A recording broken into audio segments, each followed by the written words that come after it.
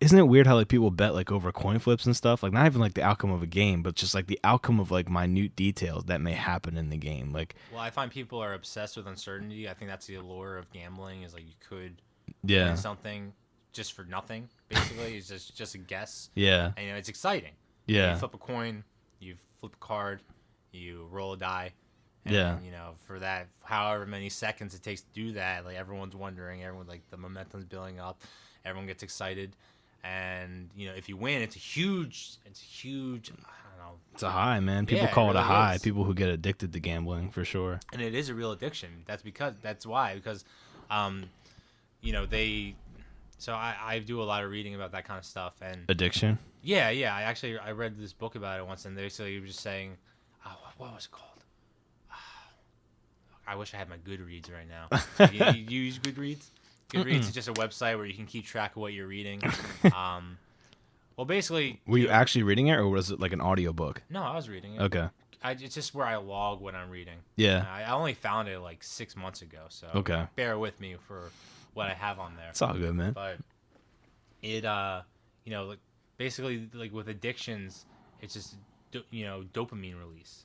So you release dopamine and, your body just craves more of it, man, because essentially it is a natural drug, right? Mm-hmm. So it's like, I need my fix, need my dopamine. I think that's why people get addicted to like extreme sports people, man, who like get a kick out of putting like a flying squirrel suit on and like going across a canyon. They're like, I feel invincible. What, you thinking like a Jackass type of thing? Yeah, well, like, those people in rare cases, a lot of them, they get like a high off of it. Like, man, like this is dangerous. Like I could get hurt. It's the same thing with gambling. It's like I could lose money, but I'm not. I'm winning. I could crash into a tree with this flying squirrel suit on, but I'm not. It's like you're flying under the radar, man. And for a lot of people, I think that's a testosterone thing for the most part. But for a lot of people, that's like I like that feeling, man. Same thing with online gaming, man. People get super into that. People get addicted to video games, that whole feeling of winning. And when they lose, it's like, oh, you cheated. Blah, blah. They can't even accept the fact that they're losing. They keep playing until they win. I've never been like that, man. I don't think I've ever been competitive or gambling to the point where like I need something, but we all have something that we're kind of addicted to. Not all addictions are bad. Some of them are mild, but I think gambling's the one where like you're doomed if you're addicted to it. Well, I mean, you can be addicted to some things that are, I guess, good in the eyes of society. Like if you're obsessed with your job and you're doing it 100% of the time, using all your free time to better yourself at this job, most people would think that's a good thing because you're furthering your career. Right. You're you're using your time effectively, quote unquote. And then there's things like gambling where you don't really have a benefit. It's you could get a potential benefit of winning money, but then you like you said, you get addicted to it, and then there's a potential of losing. The potential of losing. Say you start betting small and it's not that big of a deal. You do like dollar scratch offs at the gas station, but then it transitions into casinos, transitions into, you get a high from winning a hand in cards, and you win a bunch of chips, and then you're like, oh, I won, so I'm doing well. Then I'm gonna bet more, and you bet more and more, and then you lose it all. Yeah. And then next thing you know, you're out $100, $100, $1,000, $10,000. And I think that's the thing is people get so addicted to it they just don't know when to stop. Mm-hmm. I mean, plenty of addictions like that. I think everything in moderation. I think right, balance. As long as you don't let it control you. Like once it starts becoming a problem in that it's affecting your normal way of life, you can't function normally, then it starts to be a problem. Yeah. And I think that there are some addictions that are more prone towards that than others. Yeah, there are addictions that are certainly harder to control than like others. You think heroin's like one of the most addictive things in the world. Right. Or but the guy could also be addicted to cherries. Like, dude eats cherries Right. all day, every day. Doesn't go to work because he wants some more cherries. Cherries. Spends his last dollar on some cherries. Dude, what made you think of that? My point is that you can be addicted to small, like, little things that don't seem dangerous, but when you go overboard with them and they start affecting your way of life, then they start becoming a problem.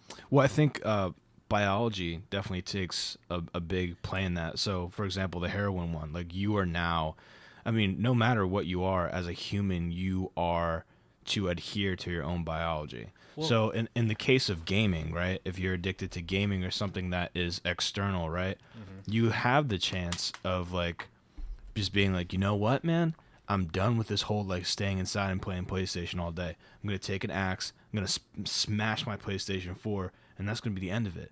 Like, you know what I'm saying? But if you're addicted, you wouldn't do that, because that's what's bringing you happiness. Like, right. So, I mean, the way dopamine receptor works is you get this spike, and then if you do it too much, then you almost overload your dopamine system. Right. So, basically, say I don't know, say I do like a quest in a video game, and I complete that quest, I get some kind of experience, or I get some, like, kind of prize or whatever, and it feels good, and then I get a dopamine spike because it feels awesome. And then if I were to do the same task again and get the same reward, then my spike would almost be stunted because it already happened. It's almost like I built a tolerance towards it. That's how the dopamine system works, is that you have to keep doing more and more to get that fix. Now, some things are more dangerous, like heroin, and you get that spike, and then you're just trying to get more and more of it, and then you have to do more and more to get the same kind of feeling that you got before. That's what chasing the dragon. There's that expression. Yeah. I mean, I'm not using heroin as an extreme because that's something everyone is at least a little bit conscious of. There's an epidemic, man. Mm-hmm. I mean, and that's something that's relevant, I'd say. But yeah, you do bring up a good point. Dopamine is that kind of thing where it's the spike. You're trying to get, like, a bigger spike. I guess what I was trying to say is, like, if it's something like that your body, because I feel like your body would ache more for heroin than it would for, like, to play PlayStation all day. So if you did have that moment where you're like, I'm sick and tired of this, like, you could destroy a PlayStation, but you couldn't destroy, like, your body. Am I making sense or no? Yeah, I get what you're saying, but, like, I mean, online gaming is an addiction. I mean, there are people that have died in Korea playing Stargate, I think it was. Yeah, I'm using that as an example. There's this well-known YouTuber who talks about his addiction to Final Fantasy. I think it was 11 when it first came out. He said that he would just. I'm laughing because it's bizarre. It's serious for anyone that's going through it. But he's laughing about it too when he was telling the story. Pretty much saying that he would just stay in when Final Fantasy 11 came out. He would just stay in and forget to eat. He would just sit from morning to night and just play the game, and he, like, lost his job, and, like, all this stuff went on, and he just realized that, like, it was taking over his life. Like, he wasn't seeing his friends or anything like that. And so he did, I think, what I was talking about, if I remember the ending of the story correctly. He takes the game and just, like, hides it, and he just, like, throws his PlayStation out, and, like, he said, like, then when he would come home from work or whatever he was doing, like, he just didn't have the PlayStation plugged in or, like, the TV there at all, and he would be instantly reminded, like, that's right, man, like, I can't play this game anymore. It's just not in my house. Now I need to do something else. Like, so with drugs, I think it's different, man. I'm not saying that. Well, I think that is fair to say. I'm not a victim of addiction, but there's people I know who have been victims of addiction. And I think it's safe to say that some are more powerful than others. Oh, absolutely. Yeah, I guess that's what I'm getting at.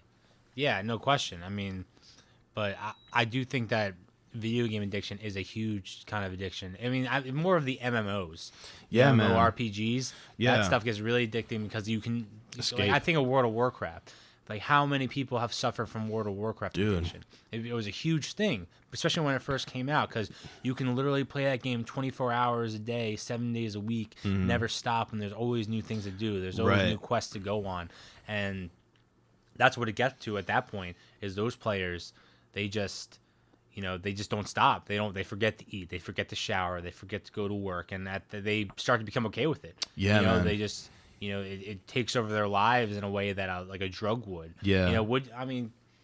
I don't know, like, would you consider it a drug at that point? Maybe. You know what? Maybe. If it's something that you need to complete yourself, then I guess that would be the feeling that a drug gives, because people would feel incomplete without it. And you bring up a great point. Definitely with video games, the genre would be MMORPG. Just because you can create a character and people really personify with something they create. And usually people who are experiencing that type of addiction where they're playing like an open world game that's online with a bunch of people, is that in their opinion, their life sucks, or maybe it really does suck, right? And they want to escape from it.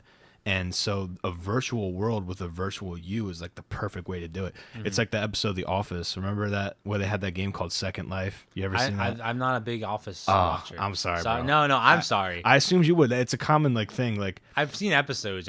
I'm not religious about it. Dude, I'm like that for Harry Potter. People are like, remember in Harry Potter when? I'm like, I've only seen the first movie, man. Like, wow. I haven't read any of the Really? books either. Yeah. So that's how it is for me. But back to addiction real quick. It's just like with role-playing video games, man, you personifies that character, and then that life becomes your life. So Elliot Rodger, the Santa Barbara killer, the guy who shot the sorority women in California, like he was just like this crazy dude. Pretty much he like left like a whole like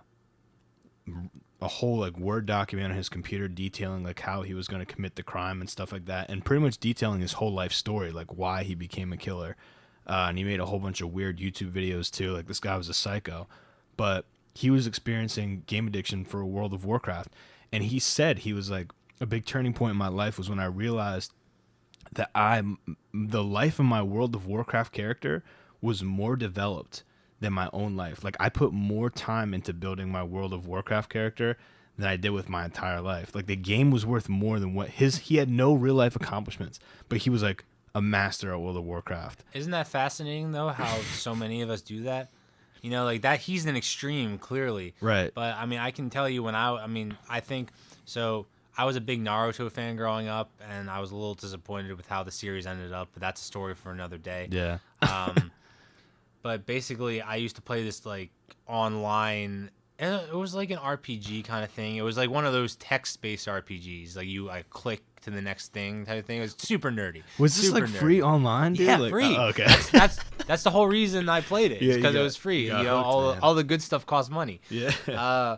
But it was like like one of those nerdy fucking click and shit. I think it was like a template of Legend of the Green Dragon is what it was called. Nice, man. But they changed it. How old were you at this point? What was I? I must have been like 10, 11 at this point. Right, I see. I actually ended up becoming a moderator at one point. Ooh. So, I was like 13, 14, tripping on the power. I was like, I can ban you if I want. Whoa. You better be nice to me. Dude, I did not see you as like an online gamer as a kid or something like that. Yeah, I was obsessed with video games. Yeah. I spent way too much time playing video games. Real quick before I get back to that, I think of Sonic Adventure 2 Battle. Dude. I used to raise a Chow Garden. Oh yeah, man. You know that game? Yeah, real quick. Dude. The downfall of the Chow Garden was they made the button to grab the Chow the same button as the one that you used to kick. So Yeah. I would often just kick my Chow by accident and feel so bad. But yeah, dude, I remember you had to shake the Chow up and down. You give it fruit from the tree. Yeah, okay, so both Chow Garden and this online game are both prime examples of me wasting my time. Of me But bro, putting all this. I know. I'm just saying.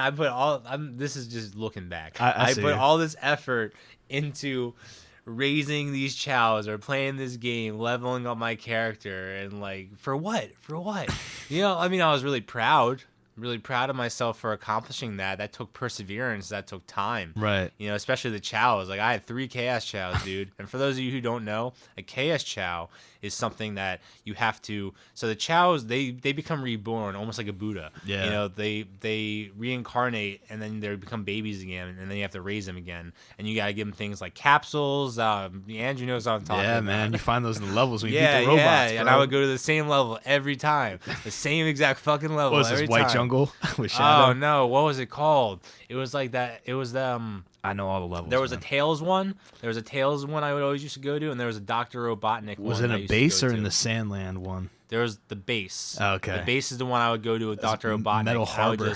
Yes, Metal Harbor. Come on, bro. I'm a Sonic expert. I thought I was too until you're showing me up. Jeez. I have all of them, man. I have that game down here somewhere on the Dreamcast. You might have to play. We might. I mean, I have the cartridges somewhere, like the save memory files. The Chaos Chow is the highest epitome. Oh, the highest is the high. The character chows, like the ones that look like Sonic, Shadow, Knuckles, and then there's the Chaos Chows and the Angel Chows and the Devil Chows. I had to have it. I had to have it, so I got it. Were you on the internet trying to figure out how to do it? Oh, absolutely. And this is back before they had FAQs to everything. Yeah, man. You have to go like a cheat code website. Well, I would literally cheat codes. I would literally write like a paragraph of what I was trying to do because this is before anyone knew how to use Google. Yeah. Google was just starting out. How do I get the Chaos Chow? Because I already have a Black Chow and I already have a Blue Chow and I need the Chaos Chow. So how do I get it? What vials do I get? Google, answer now. No, actually, I was like writing a paragraph. I'm like, I saw there's a Knuckles Chow. I don't know where I heard it. I heard it on the forums. They said there's a Knuckles Chow. They said there's a Tails Chow. They said there's a Sonic Chow. These are all correct, by the way. Yeah, these all existed. Yeah. And I made them all. And and so, I wrote like my 2.5 paragraphs, and lo and behold, there were 0 results for what I was looking for. Google just messaged me, "You're a fucking loser for looking up Sonic Adventure 2 Battle." But where were we? You got the Chaos Chows, but you were on a story about Naruto Online. Oh yeah, well I'm just that and the Chaos Chows clearly both personify how I wasted my time on things that I could have been developing better skills. But I think that's what's so appealing is that you get this, going back to dopamine, you get this boost, there's a sense of accomplishment of something that's not actually that accomplishing at all. Arguably, I mean, I would still probably say that one of my better accomplishments was Sonic Adventure 2 Battle. Raising chows. Dude, chows. It was just a part of my childhood. But most people wouldn't agree with me. I think keyword there is childhood. So you said you were like 11, 12, you know what I'm saying? And like that's cool for 11, 12-year-old to do. Like what are you going to be doing? Like math, like looking at the stars, like trying to figure out the universe? No, man, you're going to be playing video games. I could have been Einstein. Yeah, you think so, right?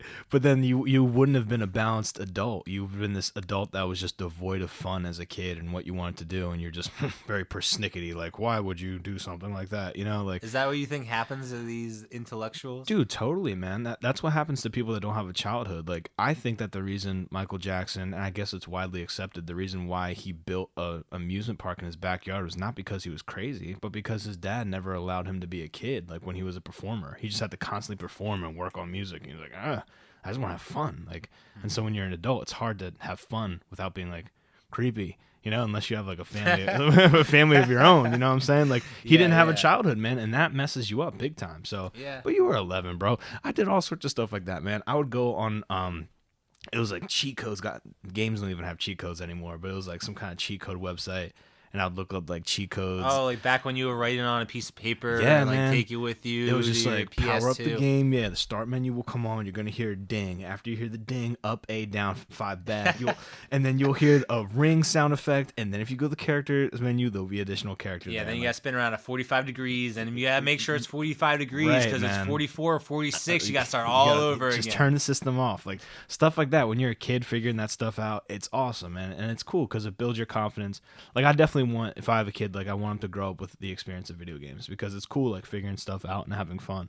Well, I remember back when we were kids, there was always this one lawyer. I forget what his name was, but did you ever watch the G4 channel? G4 was the gaming channel. Yeah, it was like, and I used to watch it was called Attack of the Show. I used to watch X Play, which was like video game review system, and they would always talk about this dude. This lawyer who thought video games were destroying society. He thought that they were corrupting youth, that they were, exposing children to violence and therefore making them violent. Right. And this is back when they were still making the studies on this. This is back when they were still had no idea about this stuff. The only thing they had is that, hey, video games helped with your hand-eye coordination, and I think that was pretty obvious to everyone. Yeah, definitely. If it did anything, it did that because you're not looking at the controller while you're looking at the screen. Right.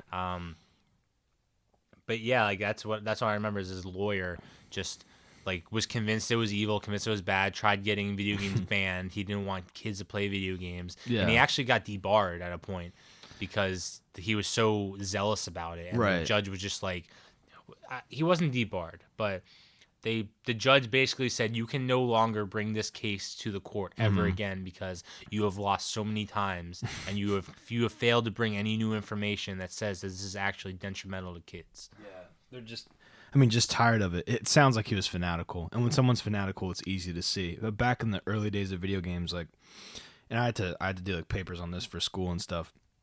The ESRB rating system came around when Mortal Kombat came out. That was huge. That's officially That's like huge. when ESRB came out, because people were like, "Wow, like you can buy a home console game and where the kid's gonna rip a skeleton off of where someone. you can literally rip someone's skull out of their head and their spine follows, and he's just holding a dripping spine and skull. And that's awesome, man. Like, that's brutal. That's a video game that's like, it's a game. Like, it's crazy, it's over the top violent, but it's cool. The science behind media is that violent media does make children violent, but the key there is children. So like, it's always up to the person who is allowing that media to be in the hands of young consumers. The responsibility falls on them. Like, a young kid shouldn't be playing Mortal Kombat. You know what I'm saying? But you're saying there's a study out there that says that it does make them more violent. Well, I've read things that said it makes them more desensitized towards violence. The Bobo doll experiment says this. So the Bobo doll experiment is a famous psychological media cross experiment that goes like the following. So there's a kid, and he's in a room with one of those clown dolls. You know how it has the weight at the bottom? And like, you know which ones I'm talking about? Like, it's almost like a bowling pin. All right, so they put the kid in with the clown doll, and the kid's like pushing the clown doll. He's laughing and stuff like that. Then they take the kid out of the room, and the room with the clown doll has like this window where they can watch or something like that. Then an adult comes in with a hammer and starts smacking the mess out of this clown doll, just hitting it in the head with a hammer, like putting it on the ground, like punching it and stuff like that. Then he leaves the room. Then later they put the kid in and see what the kid will do with the doll, right? And the kid models the behavior almost every time. Like, he takes the hammer, he hits the doll, he gets on the floor, he punches the doll. And what the science is behind that is children who are not old enough to understand like fantasy from reality and not old enough to discern right from wrong, they're going to model the behavior of adults, because that's just what children do. That's how we learn to talk. That's how we do all sorts of stuff. So children who are watching violent media, who are like not old enough to discern reality from fantasy, it's going to potentially make them more violent and more aggressive. Not like killers, not like evil, but that's the whole reason why you got to like not let a super little kid play Mortal Kombat. It'll be like desensitized to violence. Like, well, that was the argument of this lawyer, was that this was leading to school shootings. This is the shooters of Columbine. His argument was that the reason they were, they did what they did, or one of the reasons that led to it, is because they played Doom. No. And that was a big thing back then. Like, and then especially in the media at that point, as people were like, they were zealous about Doom. They loved that game, and therefore they became violent and thought it was okay to shoot up the entire school. Right. Well, see, that's stupid to say, because pretty much if you look at why they did that, like if you read the journals that they left behind before they did the killings, where they really expressed their personal thoughts before they did like such a tragic act, a lot of them, I mean, the main core of them doing that killing was just like, I feel unaccepted. Nobody likes me at school. I feel like a loser. Everyone's going to see how powerful I am. It's kind of like this desperate, really dark version of being a celebrity or being known. It's like you feel unimportant, and so your way of feeling significant is coming and like causing harm. That's the whole reason that they were doing it. Now, whether or not they were finding like satisfaction in their mental aggression by playing violent video games is up for debate, but it doesn't mean that the video game is at fault. The media isn't at fault, especially when it's somebody who's an adult that can discern fantasy from reality. Like, you play violent video games, I play violent video games, but like, we're not mindless barbarians. It's just like the fact that you would say that this media is the cause of this action, it just took over this person's brain and made them like this, is such a dumb argument. But for children model behavior, very, very young children, which is why there's media for young children, then there's media for older children, then there's media for adults. Like, it's just you as the parent are responsible. And I feel like this argument is beat to death. But as long as, well, what do you think about, I mean, you're very into Japanese culture. Yeah. And, I look at a lot of their anime that a lot of children watch, and a lot of it's a lot more violent than what we get here in the States, especially for cartoons. Yeah. Yeah, they are very, I don't know, there's obviously violence in Japanese culture, but nowhere near the extent that it is in the United States. Yeah. So what would you say about that? In Japan, the culture is very different socially from how it is here. There's a lot more stricter rules on behavior, even for children, like the importance of bowing, the importance of taking your shoes off before you enter a place, the importance of controlling your voice. It's a lot more rigid. But at the same time, culturally, there's a lot less taboos when it comes to stuff like nudity. Like a good luck charm here in the United States would be like a 4-leaf clover. In Japan, there's a thing called a tanuki, and a tanuki is a raccoon with huge balls, just ginormous balls, and a small little penis, huge balls, man. No way. And the bigger the balls, the more luck that tanuki brings. And so, like, when you grow up with something like That's that, one lucky tanuki. exactly, man. Like and those are outside of like people's restaurants and stuff. It's a Japanese tradition that's super old. Do the balls have hair on them? Yeah, man. Like, it's just weird, dude. I'm telling you, it's No as way. crazy as you think. Like, what you're imagining right now, the mental picture that you have. I don't know if you know what I'm imagining. Even crazier, dude. There's a Studio Ghibli movie where like the tanukis are flying on their balls because it's so big. Like, they pull them over their head like They're flying on their balls? Yeah, like a flying squirrel. Like, they just pull the skin. Dude, they pull the skin from their balls and they're flying on the wind. Like, wait, what? Where is that? Is that's in real life or in a yeah, cartoon? it's a tanuki.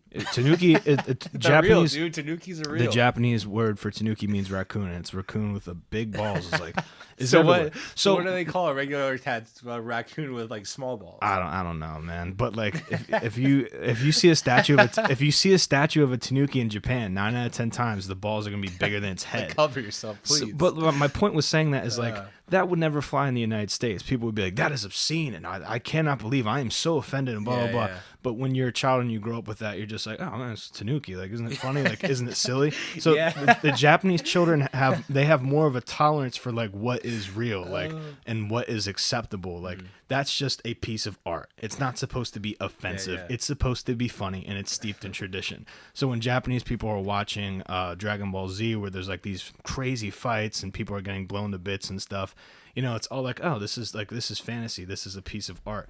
And the way I act in my society is very anti this. I'm quiet. I am reserved. I bow. I'm very cleanly. This is fantasy and is only fantasy. But here, man, people just have, I think when children are raised here, that their sense of reality isn't as quite, like, I don't think in Japan, like, it's very encouraged to like believe in Santa Claus or the Easter Bunny and stuff like that. Like, Really, they don't believe in that sort of stuff. I don't know, but from what I gather, like, it's just children are more cognizant that it's fantasy, and the focus of Japanese children is like, do good in school. I guarantee it's probably like, do good in school and academics, and go work hard for a good job, and like, you'll get gifts, like stuff like that. So it's more of like a stricter upbringing than the American child, who perhaps may kind of be unhinged to act out what they see on TV. There's a lot more discipline in Japanese society, and that's why, you know, the media for young people there is a bit more explicit, because Japanese people are, in my opinion, a bit more mature than a younger American consumer.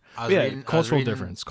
I was reading this book called Behave, and it's basically was just talking. Yeah, it sounds strange, right? No, man, that sounds actually like pretty interesting. Well, it was talking about the science behind why we act the way we do, and you know, that's a very broad topic, but it was a pretty big book, so it's really interesting if you want to look through it. But they were talking about, you know, how they went through the science of why they think we act the way we do, but they also talked about cultures and how, you know, in Western culture we're very egocentric, whereas in, you know, Asian cultures, you know, it's more of a collectiveness. You know, they have a collective approach to thinking about things. Like, right. Even look, they did a study where they asked participants. They had two groups. They had the Asian, the Eastern, and then they had the Western group. So they asked them to do the same thing. They asked them to look at, you know, this picture, and they tracked where their eyes went. And for the Westerners, there was a person in the middle. Their eyes went directly to the person in the middle. Whereas the Asian culture, they tend to scan the entire photo before they focus on that one person. Which I think is interesting. Literally, what they focus on is completely different. It's basically what the study proved. Right. It showed, you know, leads the people to believe, is that we just look for different things based on what our culture teaches us. I've heard about that difference in Western and Eastern philosophy, where I think it's in Western culture, we are the tree, right? And the tree has branches. Everything sprouts from us. You know, our social media presence. Everyone in the world has to know my favorite color on Twitter because it's all about me, me, me. Like, that's a Western thing. In the Eastern culture, everyone sees himself as just a leaf on the tree. You know what I'm saying? They're, like you said, a part of something bigger. Like, the identity is not so individualized. It's more of like, I'm a part of something that is so much bigger than me. And like, my part is relatively small. It's a humility thing. Yeah. Like, that's a big deal. They also said that guilt is a huge factor in decision making in Western culture, whereas in Eastern culture it's more shame. Yeah. Shame is huge in Japanese culture. That's why there's unfortunately such a suicide epidemic. Really? Is like, they call that seppuku, or is that shame? Or is that for samurais? I'm not. I think seppuku is the act of falling on your own sword. I'd have to research that. I'm not sure if that's the literal though, or if it's actually. I know that in samurai culture, the suicide that they would commit, they'd have a specific sword. Because they'd lose their honor. They lost their honor, and therefore they must kill themselves. Yeah, if you I'm not sure if lose- that transferred over to like actual Japanese culture. Well, yeah, there's a lot of stuff from ancient times in Japanese culture that's definitely transferred over to how they behave today. Like the whole privacy thing, like the reason why you talk quietly on a train when you're over there, and I've been there 3 times, and like you don't ever raise your voice when you're on a train with a bunch of people, is because historically Japan is an island that's experienced a lot of earthquakes. So, you know, in the beginning, they would build their houses and architecture with stone, like you would any sort of sturdy house or whatever would have stone architecture. But when you live on an island with a lot of earthquakes, rocks fall, and the result of that is being killed by the infrastructure that you live in. So the reason why a lot of Japanese architecture in ancient times has like sliding doors and like paper walls is to prepare for an earthquake, because when those things fall, they don't hurt anybody. But the drawback of having a setup like that is that you can hear everything. You can hear people going to the bathroom. You can hear people having sex. You can hear people arguing. And so a big emphasis in that time was just to pretend that you don't hear it and to really respect people's privacy and be as quiet as you possibly can, right? And so that stuff has carried forward. That's one of the reasons why Japanese people are very quiet and reserved, is because of that ancient philosophy of privacy is key. You know what I'm saying? Let people have their space. Let people do what they need to do, and just don't bring it up. But the same thing is with suicide, with samurai. They're serving a master. If you're a ronin, that means you're a samurai without master. But if you're a samurai, you're serving a master, and if you lose the battle and you still survive, you haven't done your job as a samurai. And since your main function in life is to protect your shogun or protect your master, now that you've failed your life purpose, you have to kill yourself. So like, they have a sword. Samurais would have a blade not for fighting. It was a suicide blade. Specifically, they'd use it to cut their stomach open. But remnants of that philosophy still exist in Japan today. Like, there's not a lot of homeless people in Japan, because people who get to that sort of crazy level of unemployment, they don't have a job or anything like that, to exist in this homelessness would to be to shame their family, to dishonor their family. And so sadly, a lot of the way they deal with that is just jumping in front of a train, or in the case of suicide forest, which is very real, they go to suicide forest and hang themselves. I watched a documentary on that. Yeah, man, Vice did a really, really comprehensive piece. That's the one I watched. That's like the famous one that a lot of people bring up. It's very serious, man. It's not talked about because it's an issue that, again, it's just sensitive. got talked about because of that whole Debacle. YouTube star. Yeah, man. With what is his name? Were you angry? I touched Logan something. I touched Logan Paul. I touched on this a little bit back then. Like, again, man, you just be cool when you go to another person's country. Like, I think so many podcasts have talked about it and people made a big deal about it. The bottom line is, like, yeah, it's upsetting for me as somebody who like really loves Japan and who's been there a few times, like, to see somebody do that. But the bottom line is, wherever you go, just be cool. Like, don't go to India and be disrespectful. Don't go to like Africa and be disrespectful. If you're an American, like, know who you represent, like, and know that people have a negative reputation of you when you come. Like, look at this guy, he thinks he's a movie star, he's an American. Nah, just like, be cool with people. Like, that's number one, man. Be like a Tanuki, just hang out. Yeah, just hang, man. Hang with your balls out. Just be cool. But for real, dude, like, yeah, suicide's a big thing there. And it's part of the reason why they have a population epidemic. The other reason is because, you know, a lot of... You say a population epidemic, as in like they're They don't have enough people? Population is dwindling. Yeah, Really? population is dwindling. So the government is trying to provide incentives for Japanese citizens to start families because not a lot of people are doing it. Not a lot of people are like settling down and having children and like starting a family like you would in the United States. A lot of people are single in Japan, living at their parents' house. I'm not even trying to be funny, and just like riding out life, just not having a family, man. That's just not an interest for the young generation of Japanese. For the old generation of Japanese, it was. So does that bring it in itself shame No, on their culture? The fact that these people don't want to have kids? I don't think it's shame. I think it's like the older generation of Japanese are puzzled as to why the younger generation is turning out like this, and they're just trying to fix it. Like this young generation of Japanese is not living in shame. They're just like not interested in starting families, and so the population of Japan is starting to dwindle. Like when I go over there, I don't see a lot of little kids. I see a lot of old people. I see a lot of like young people like us, and then like I'll see like 2 or 3 kids. It's mostly just like working adults in Tokyo anyway. On the countryside, like I can't really speak to that. I've only been there once, but yeah, man. I could talk about Japan all day. I mean, hey, it's interesting. I'm interested in it. Yeah, but that's just how it goes, and it's culture, man. That's the whole reason. But to circle back to the media thing is culture. We have a culture in the United States that like we're still wrestling with exactly where we are. Like we talk about the Janet Jackson like nipple slip. To everybody, that was just like, oh my gosh, I can't believe I it. still remember that. I was in 6th grade. Big deal. Yeah, man. You were just like, yeah, awesome. Yeah. I mean, yeah. It was something. Like, It was something. But the point is like everybody here has seen boobs. Like, why are we gonna pretend that because it's on TV it's offensive when it wasn't even intentional? And this is old news, but I'm talking about to bring up the point of culture where it's like in Japan and other countries in general, it's just like an accepted thing that like that's not necessarily explicit. Now, should it be all over TV and stuff? Maybe not, but it shouldn't be as big of a deal. And that's why American consumers and Eastern consumers are just different. I guess that's what I'm coming to with this huge long brigade. But yeah, Behave. I need to check that book out. Behave. It was a good book. It really was. Yeah.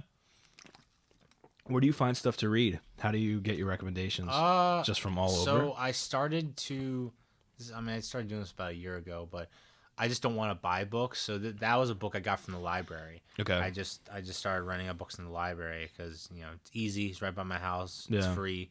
Like, why wouldn't you take advantage of it? When you buy a book, you have to put it somewhere. That's the big thing. Yeah, and I do buy books sometimes, but when I can find it for free at the library, like, why not just take it out? Yeah, man.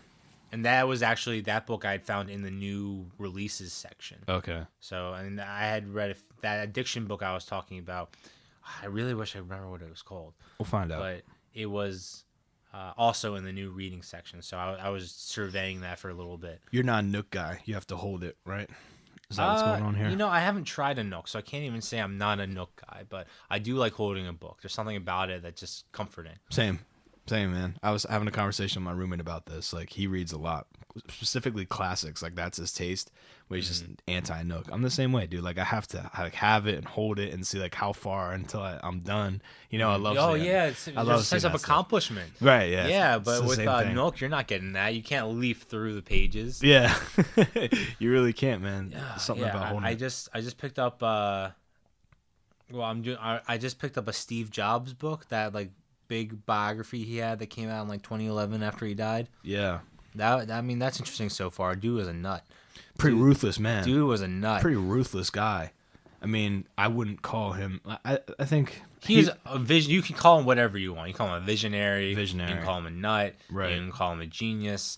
Everyone's got to have a different name for him based on how they he's feel polarizing. about him. That's he's what I mean unique. by that. Totally. He's unique. Dude didn't shower. He was on an all vegan diet. Yeah. Like they describe him in a way that I forget who said it. Someone described him as a man who thinks in binary. He thinks in ones and zeros. Yeah. He doesn't have there's no middle ground anywhere. It's either one thing or the other. It's either love or hate. It's either great or terrible. Right. It's either high or low. Go on and on and on. But that's an interesting thing. Like I can't imagine thinking about things in such a rigid way. Yeah. No, I mean the way that he operated, just like you said, like not showering, like you know what I'm saying. He just did stuff that was crazy. I was watching something the other day. Somebody showed up with like a generation prototype of like one of his iPhones, like he didn't remember like releasing. This is like a very dated story, but he saw that and he was like, "How did this person get this?" And the person like was returning it to Macintosh or Steve Jobs or whoever. Like, "Hey, like we found this. Like, we don't know like how it got out, but like we just wanted to return it to you and stuff because we know it's the company's property." And he was like, "Okay." And then he was like, "Make sure you raid that guy's house." And like he got some kind of legal thing Really? to go and like raid his house to make sure the guy like wasn't some like technology thief or like trying to create an Apple ripoff. Like he was just he was like such a ruthless competitor, man, and such a polarizing person. And what I always think about, I think about two things. I think about the beginning of his career where it's like that whole like garage startup thing. Yeah, And then with Steve Wozniak. Yeah, dude. And then I think, what a risk. We'll get back to that. But then I think about the end of his life where he's talking about like, dude, like everything I've done. Did you hear like his like last like quote? Like, I'm only the like last thing he 100 ever pages said? in. Oh, well, I don't want to. It's not like I'm spoiling It's just the a life of yeah. somebody. Go that's ahead. dead. It's just a quote. I'm gonna enjoy it either way. So let me look it up so I don't misquote it because I actually respect this a lot. Steve Jobs' last words. I'm gonna bring it up real quick.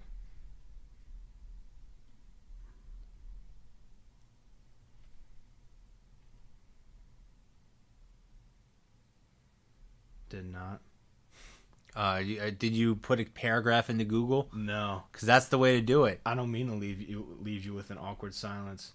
No, But I'm looking at Snopes that maybe, you didn't actually say it. dude, maybe.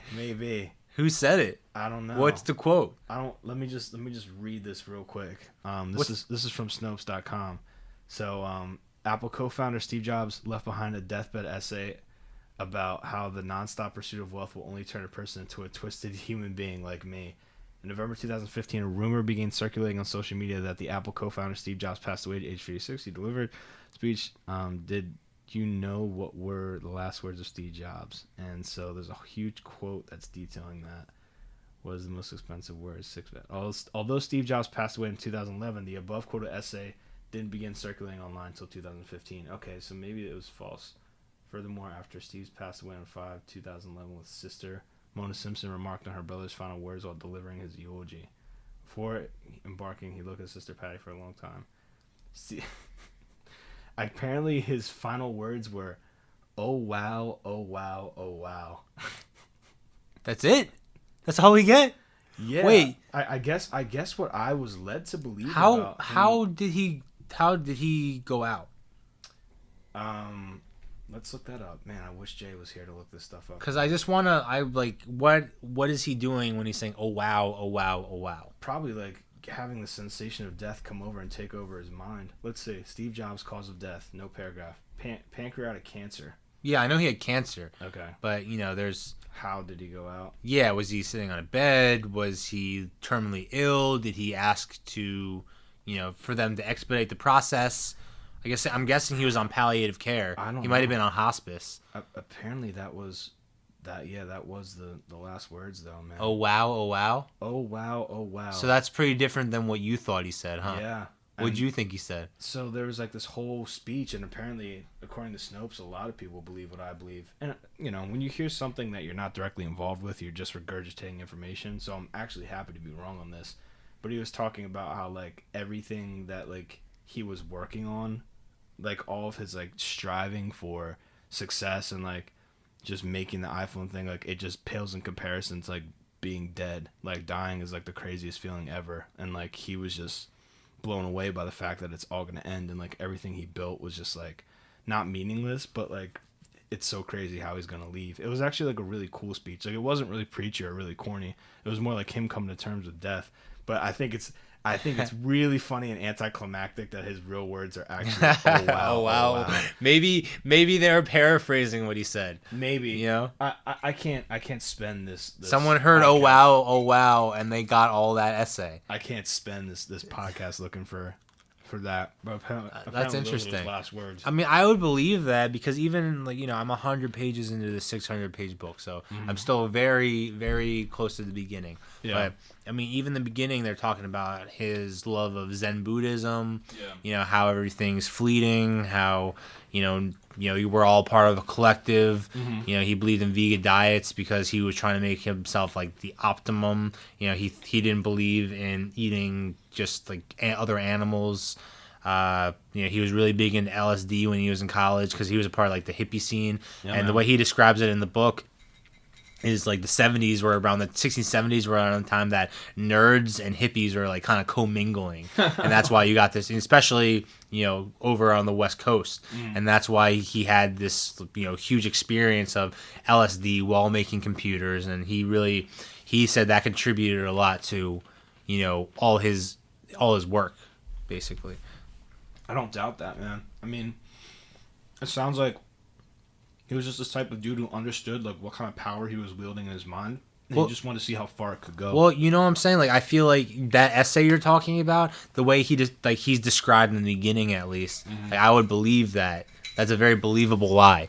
Yeah, it is a very believable. It's lie. also a lot more climactic and cooler than wow, oh wow, oh wow. I like that one better because it's just like you would expect somebody that was so influential to say something crazy when they're dying, but he meets his death kind of like everybody else meets their death with this like, this is really happening. Okay. Like, you know what I'm saying?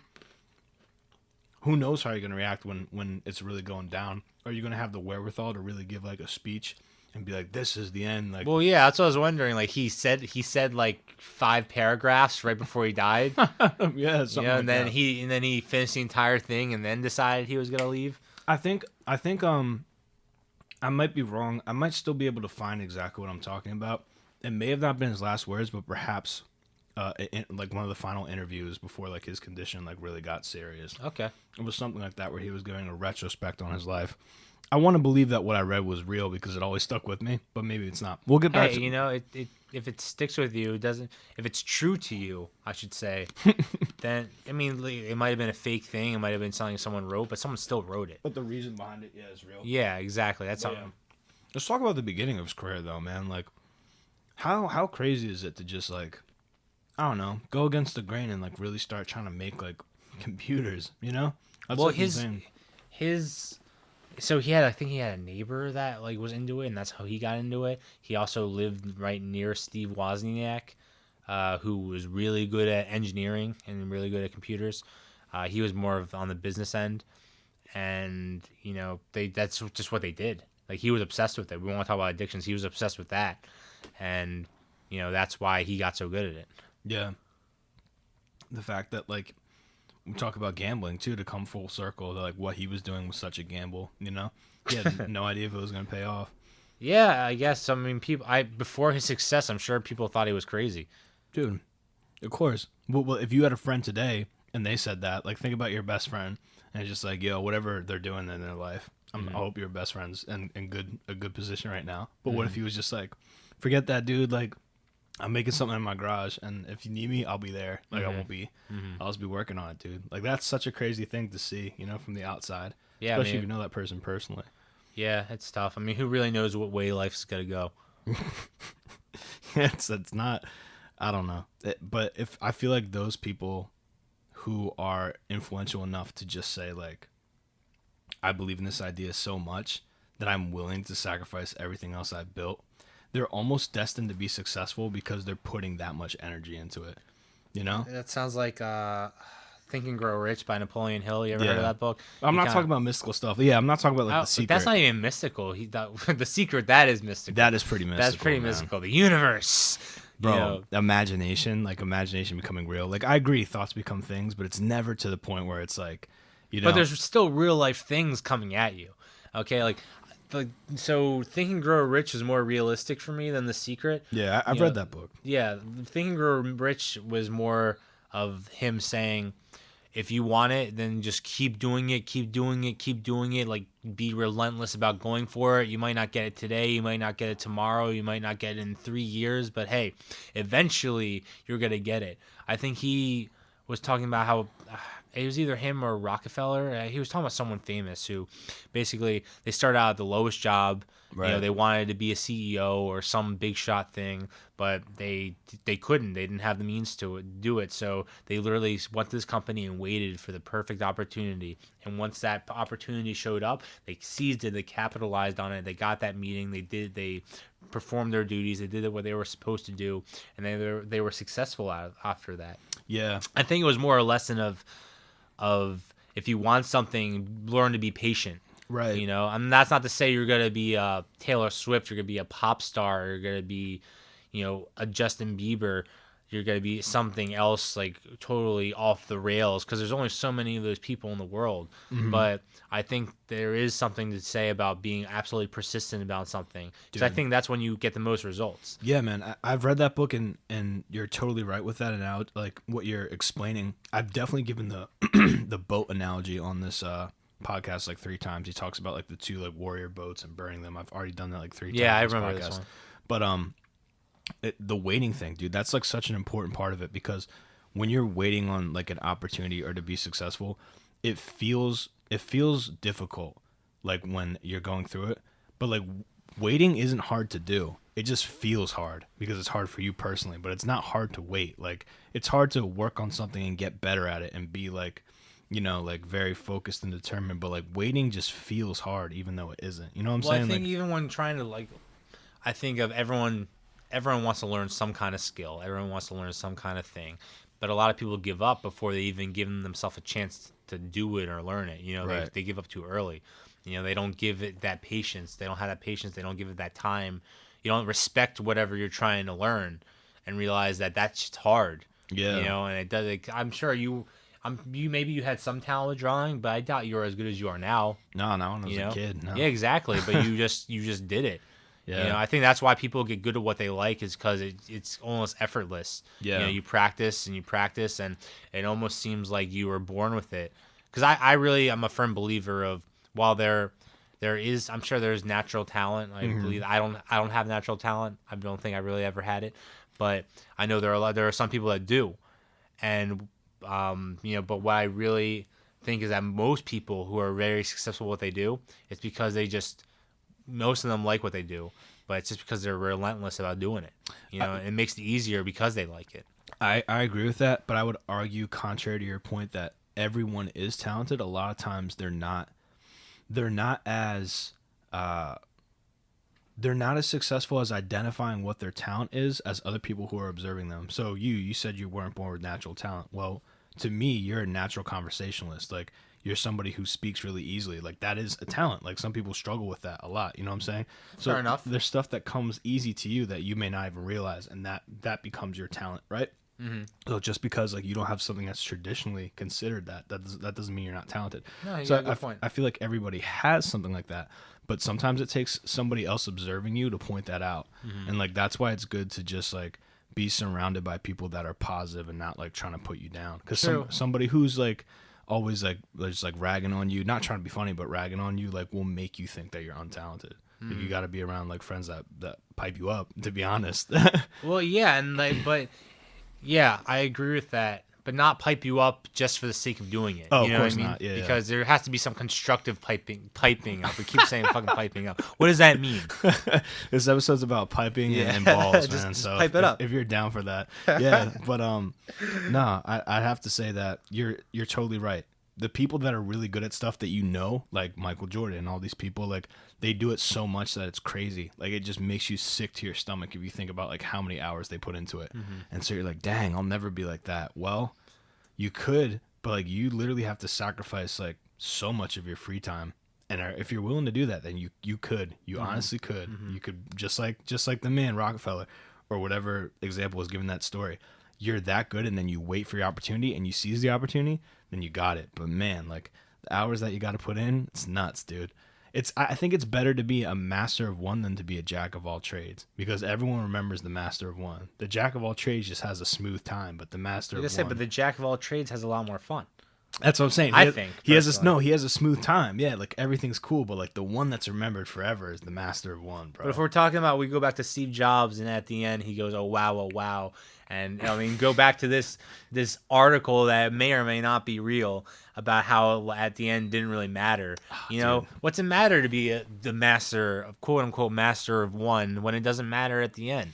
Unless you're an Elon Musk and you're trying to make yourself. You're trying to save the world if you're. Yeah, Elon you're Musk. trying to be remembered for decades, Real centuries, eons. Real life superhero. You know, like Yeah, man. he is a real life superhero or a super villain. You know, it's too early to tell. Oh, that'd be so crazy if he was a supervillain. Too early to tell. Nah, man. But yeah, there are people like that, man. They want to be remembered forever. They want to have historical significance.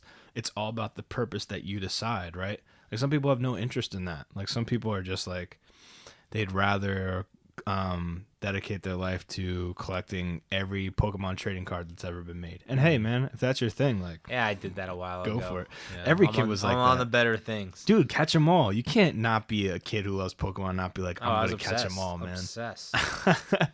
No, that was a big craze, but it's all about like what you decide. If you decide you want to be legendary, save the world, Elon Musk character who's gonna revolutionize the history of energy, then you got to be that type of dude, man. And that type of dude takes a lot. It does. That It takes really a lot, does. man. You know, it's all about what you decide and what you're willing to handle. Like if you're cool with not having fun, and you just want to work, But but I feel like that becomes fun for them. right? Yeah. Okay, so that's a good point. That's a good point. When your work becomes fun, it's like nothing can stop you. But like it has to truly be fun. Like you truly enjoy it more than like some kind of like revelry, like mindless whatever. That's I don't know. I'm obsessed with people like that. I like to get into the heads of like madness and greatness and stuff like that. I'm obsessed with the people who are crazy and history remembers them as like evil, and I'm obsessed with the people who are crazy and history remembers them as good. Because I feel like there's similarities between the two. Well, I just think they stick out because they think differently, or at least at their time they thought differently than everyone else, or the majority of people, at least the governments and things like that. Like I think of like social movements Yeah. and how like Martin Luther King's remembered for like his activism, Right. and at the time he was seen as almost like a terrorist. Yeah. Basically, Nelson Mandela was the same way. Mahatma Gandhi was the same way. They were all seen as terrorists, Right, man. just for trying to better their own people and themselves. Right. You know, trying to get equal footing and trying to get rights, basically. Like back in that day, they were pictured as evil. But Right. now we see, they were actually good guys just Yeah. trying to, do something better for their common man. They were the moral purity. But imagine the mindset to have at that I even time. see it still happens today. Even though Martin Luther King gets a holiday, even though he has he's done so much for civil rights in the United States, I still see these bullshit articles like on Facebook. Where else would they be? About like how his wife was a terrible person, how he slept with other women, how Martin Luther King slept with other women, and I can't speak to that, and maybe that's true. Maybe it is, maybe it isn't. just But like because- here's my whole point, and this is like with a lot of stuff that's going on in America. Like he's still a person. right, if someone's human, that doesn't throw out like the good that they've done. You know what I'm saying? Like people are human and they're a product of their time. You need to remember that, right?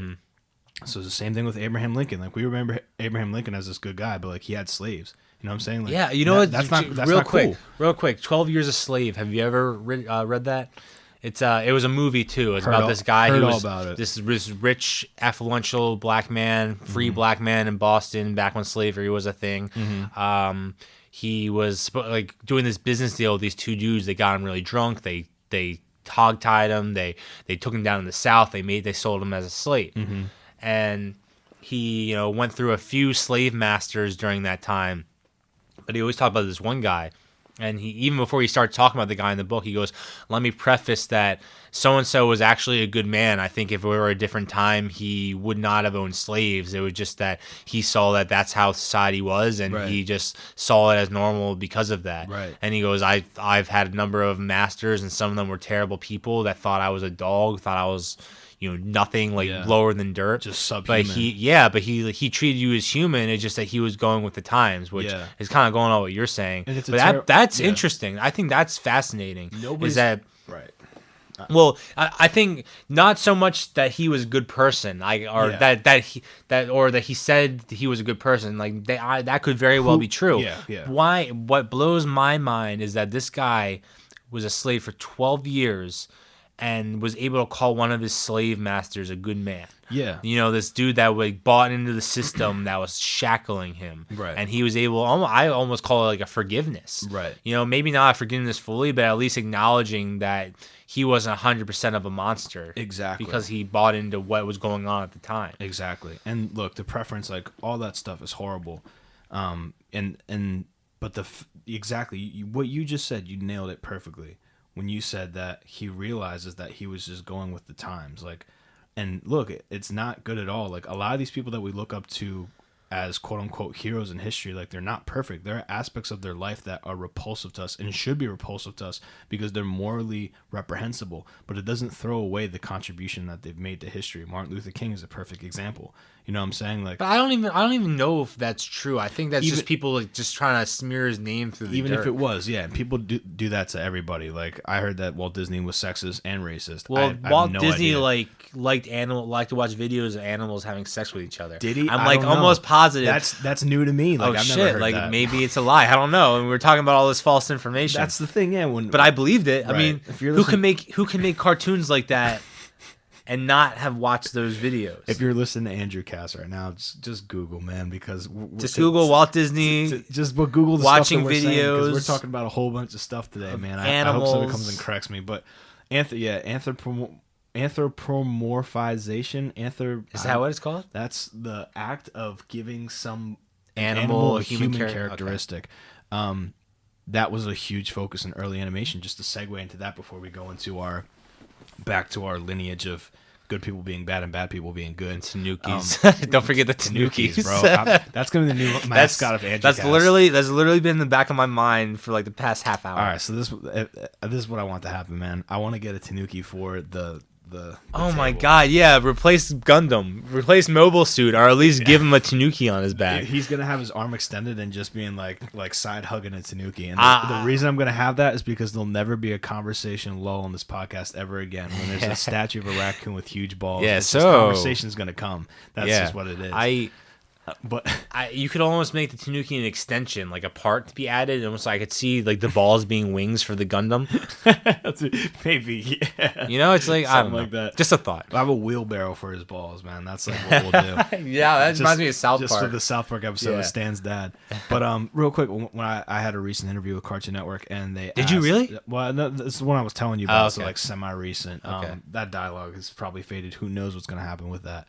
But what's gonna happen is you're gonna be persistent. Hey man, I'm gonna think and grow rich, bro. That's how it's gonna go. No, man. you gotta think about the secret. You gotta speak it into the universe. I'm gonna visualize, man. Oh yeah. Speak it into existence.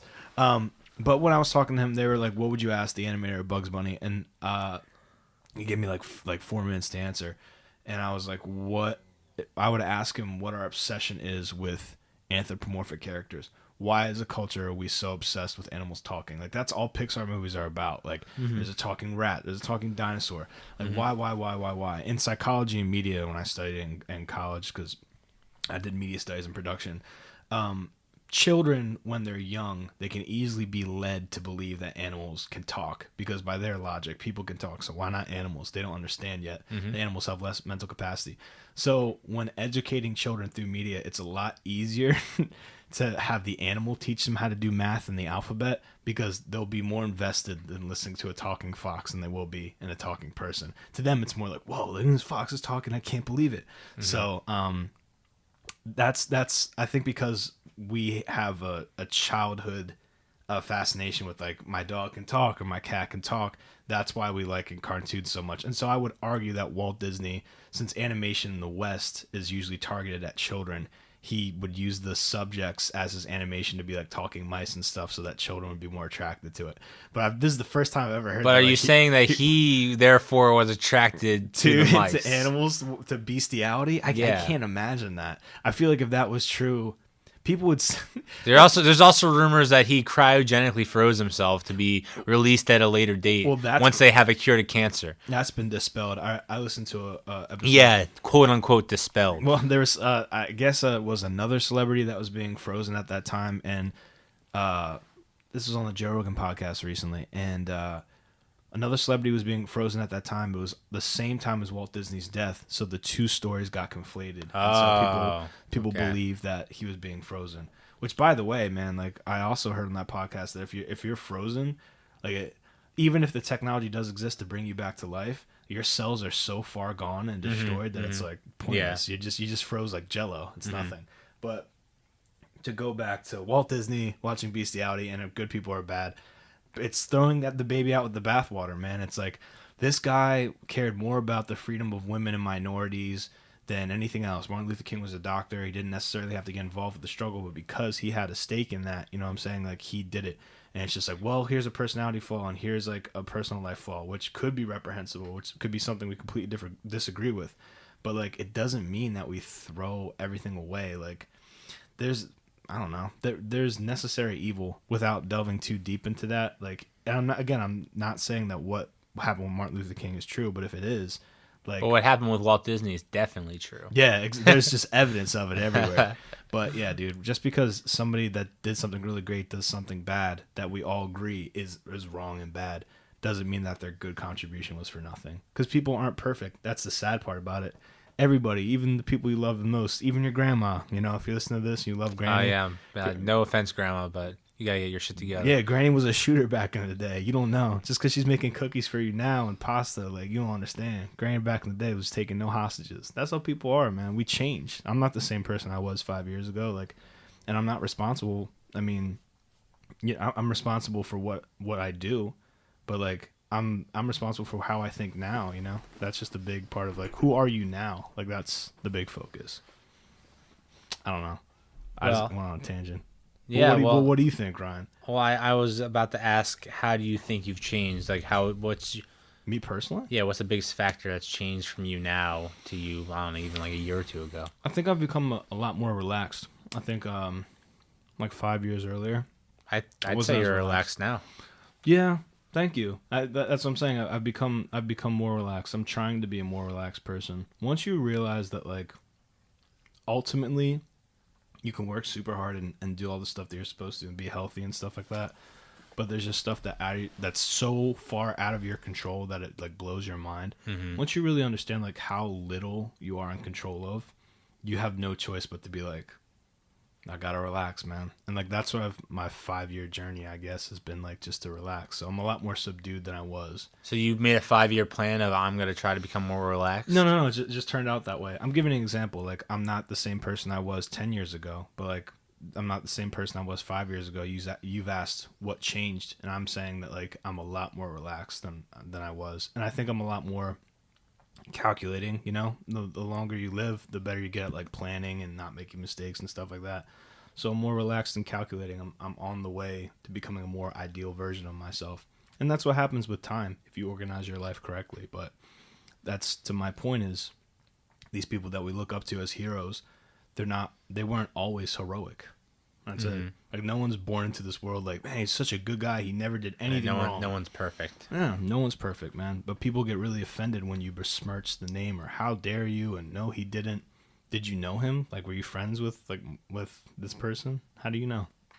That's my whole point. What about you, man? What's changed about you? Or are you the same old Ryan? I don't know. I think I've definitely got more organized.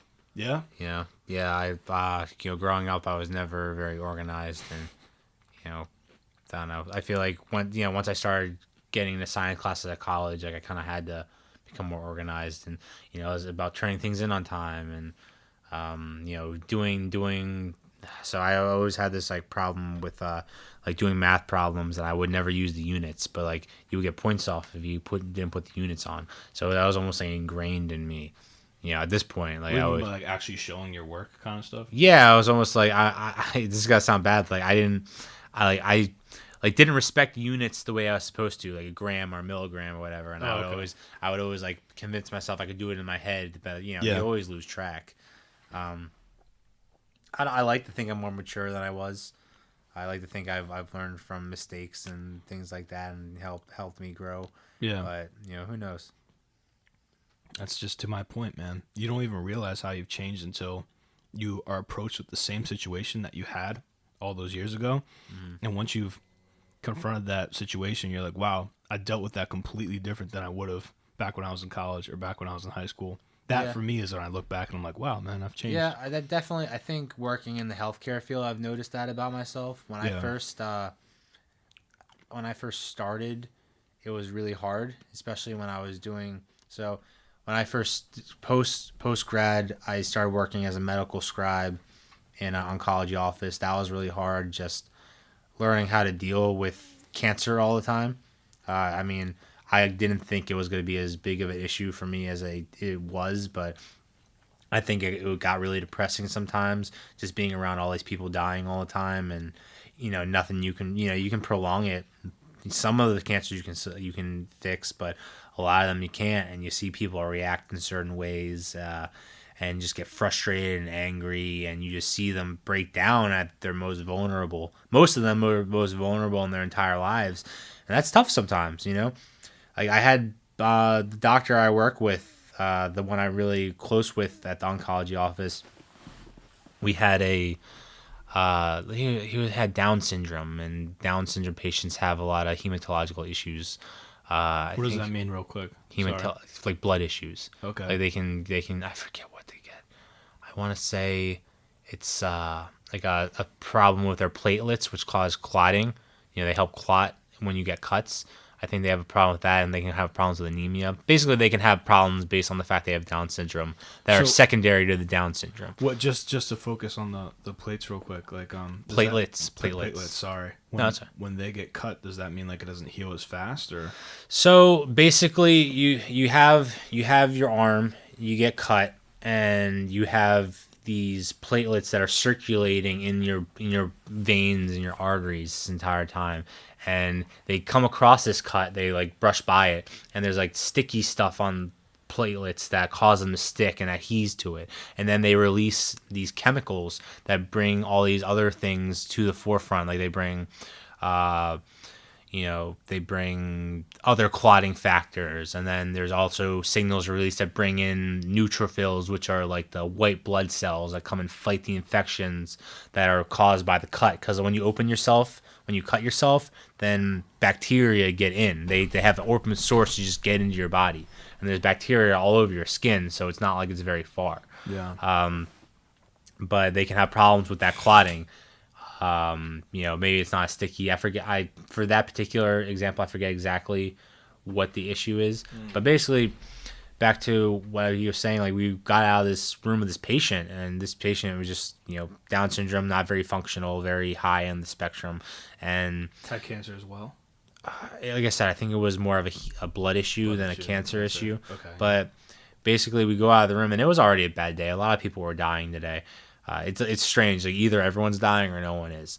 And he was just like, Ryan, sometimes cases like that really make me wonder if there's a God. And I was just like, it was so it was so passing, so matter of fact, so casual. And it was just like another day in the office for him. But he said that to me, and I was like, fuck. Like that, you know what I mean? Like shit, like that's a fucking real thing. And that's a heavy thing to say to anyone. Yeah. And like there's not a doubt in my mind he really meant that. Yeah. Like I mean, I can only imagine actually being an oncologist. Like I'm there taking notes and documenting and making the chart look pretty and nice and great for the insurance companies, but I can only imagine being the doctor, the oncologist who has to save these patients, how frustrating it must be when they can't save the patient. Right. Because I've been with him with a number of patients, but I wasn't with him when he was young. I'm sure when he started out, it was a lot harder to accept that you can't save a patient. I mean, oncologists are notorious for, trying to save a patient even when it's too late. Yeah. So how do you deal with that as somebody who's going to be in this field? Well, I don't know. I mean, I think it was hard because I think you have to dissociate yourself.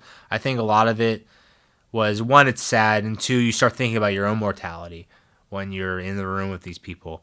and you start thinking about like all the things that can happen, all the things that can make you sick, all the things that can go wrong. Like a lot of these people were completely healthy, and then all of a sudden they just get cancer. And yeah, you know what I mean? It's literally, there was this guy who was 36 years old, and he had lung cancer.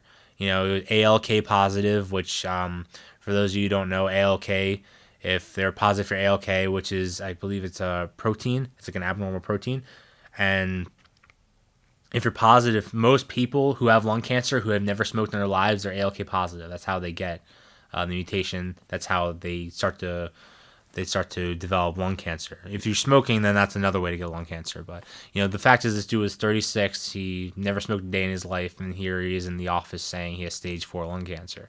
Which like, how do you? I mean, you tell them that this is how it is. This is what we're gonna do. And have you been somebody to break the news to people, or are you kind of on the side while that's happening? I'm never the one talking. I talk to them sometimes, but I'm never the one diagnosing. I'm never the one saying what it is, what it isn't. I'm just documenting. I'm documenting what the doctor says, what was talked about, how things are gonna go. I mean, I remember this one situation where basically we're talking about this dude who had prostate cancer.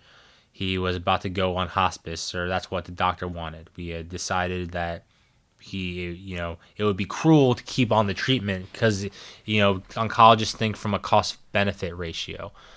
So is the benefit of this treatment going to outweigh the cost of, the chemo, the cost of how much it costs to actually do the treatment, the effects it has on the person? Because, though you're basically giving them poison to try to kill whatever they have. But that affects all these other things. But this dude definitely was used to being in control his entire life, was definitely like, the man of the house, did everything himself type of thing. And, I don't think he could handle just the fact that he was out of control. Like he was really out of control of his entire life. And, he was yelling at the doctor. He was yelling at his wife. He said he wasn't ready to give up. Like there was another situation where this wasn't the 36-year-old. This was the prostate. This was an older dude, so he lived a life. But it's still sad. Weird, it's sad when you see people lose control. You see their character drastically change.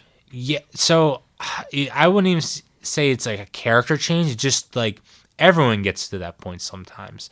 But especially in a cancer office, I feel like I've seen it a lot where, they have hope. And you're doing this treatment, and we think it's got to go a certain way, and it doesn't. And then they go to a point where there's nothing we can do, or there's nothing that we want to continue doing, because it would only end up hurting you at the end. And we would rather you have a peaceful, comforting end than an end on chemo, like you died because of the chemotherapy, which is like what would happen if you kept doing treatment. Yeah. And I always remember this one dude. This is probably the saddest one memory I have so far, and there are so many good memories I've had. I've met amazing people there that really try to do good for people. But there was this one woman who I think she had lung cancer. She had some kind of cancer, but she was like from the moment she came in and I saw her as an initial patient, she just was not doing well. Mm-hmm. She had a port in, which is how they can access veins easily, so they don't have to keep putting IVs in. Yeah, they can just surgically put something in. Mm-hmm. And she wasn't eating, she was losing weight, she was losing her hair, but her boyfriend was like with her the entire way. Like he was at every visit, he took off work. Like there was never a time when he wasn't there.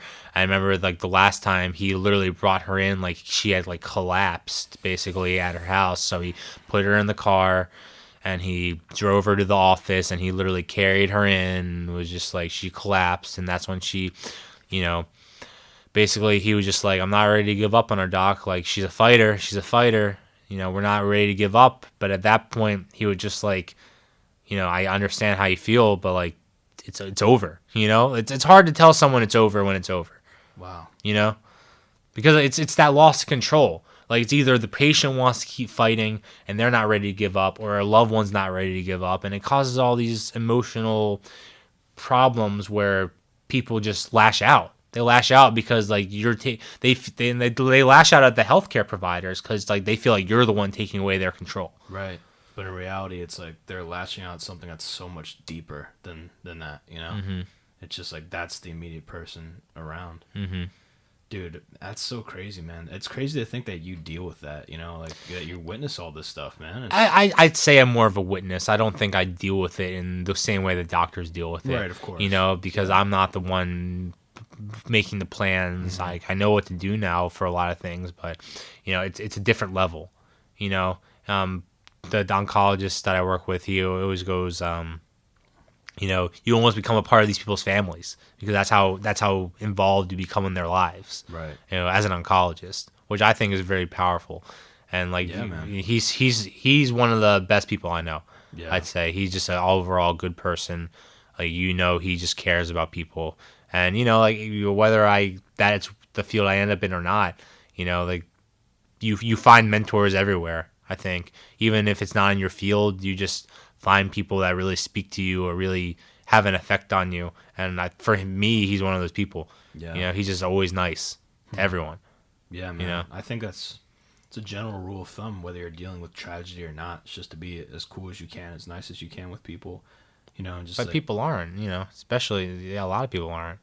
Well, it's hard to make an excuse for people like that, but a lot of those people, I've always rationalized it with like there's some sort of unhappiness in their life and they are quantifying it by being short with others, you know? And it's just like, hey man, I'm not the one that's making your life miserable, but you can't say that to them. They know it secretly. They know that they're being a jerk, but it's just that they haven't come to terms with stopping it yet.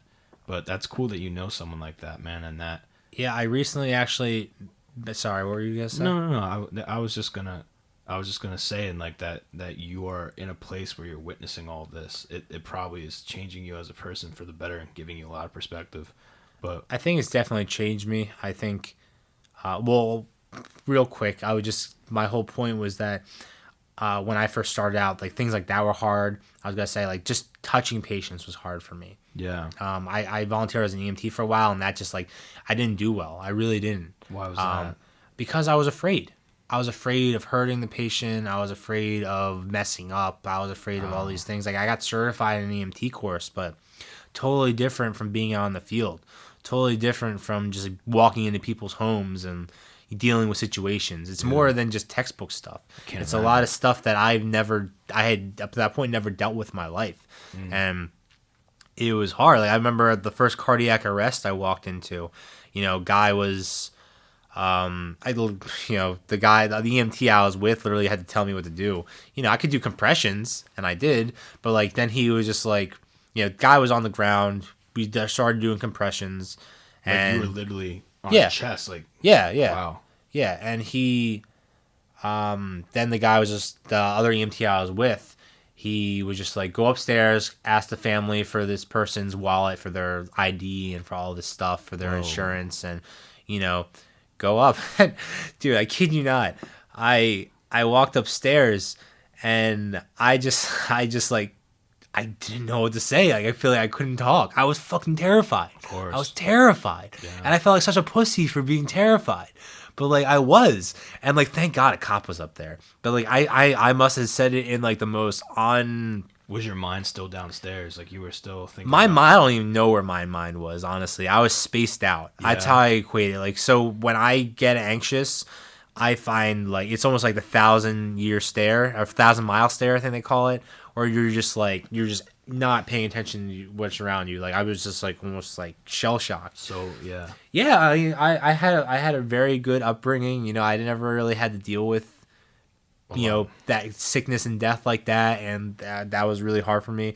But I went up and I must have said in the most like I don't know the worst way possible. I was just like, hey, can you give me your husband's ID or whatever? And like I was saying it, like they're fucking crying in front of me. Right. They're crying in front of me, and here I'm like feel like such a fucking asshole, like asking it the totally wrong way. Thank God the cop was there and he took over. Yeah. But like so like that was my experience of ENTing. Sheesh. Like I was like shadowing, like I wasn't really like I was volunteering. I wasn't an official member. I would have had to like get a certain amount of hours in to become a full member. Then I ended up just like stopped doing it, honestly. Because, like, honestly, I just, like, lost my confidence in it. I was just like, I don't know how to interact. Because it's true. Like, to be, and I haven't really told anyone this, but yeah, like I just couldn't do it. You know, I gave up on it for a while, and then I started working as a cardio tech, and that's where I really got my patient contact experience. Like at the scribe job, I'm not touching patients, and that was really hard at first too. It was just like, you know, touching people. It's not natural. It's not natural for people to just touch other people in that invasive way.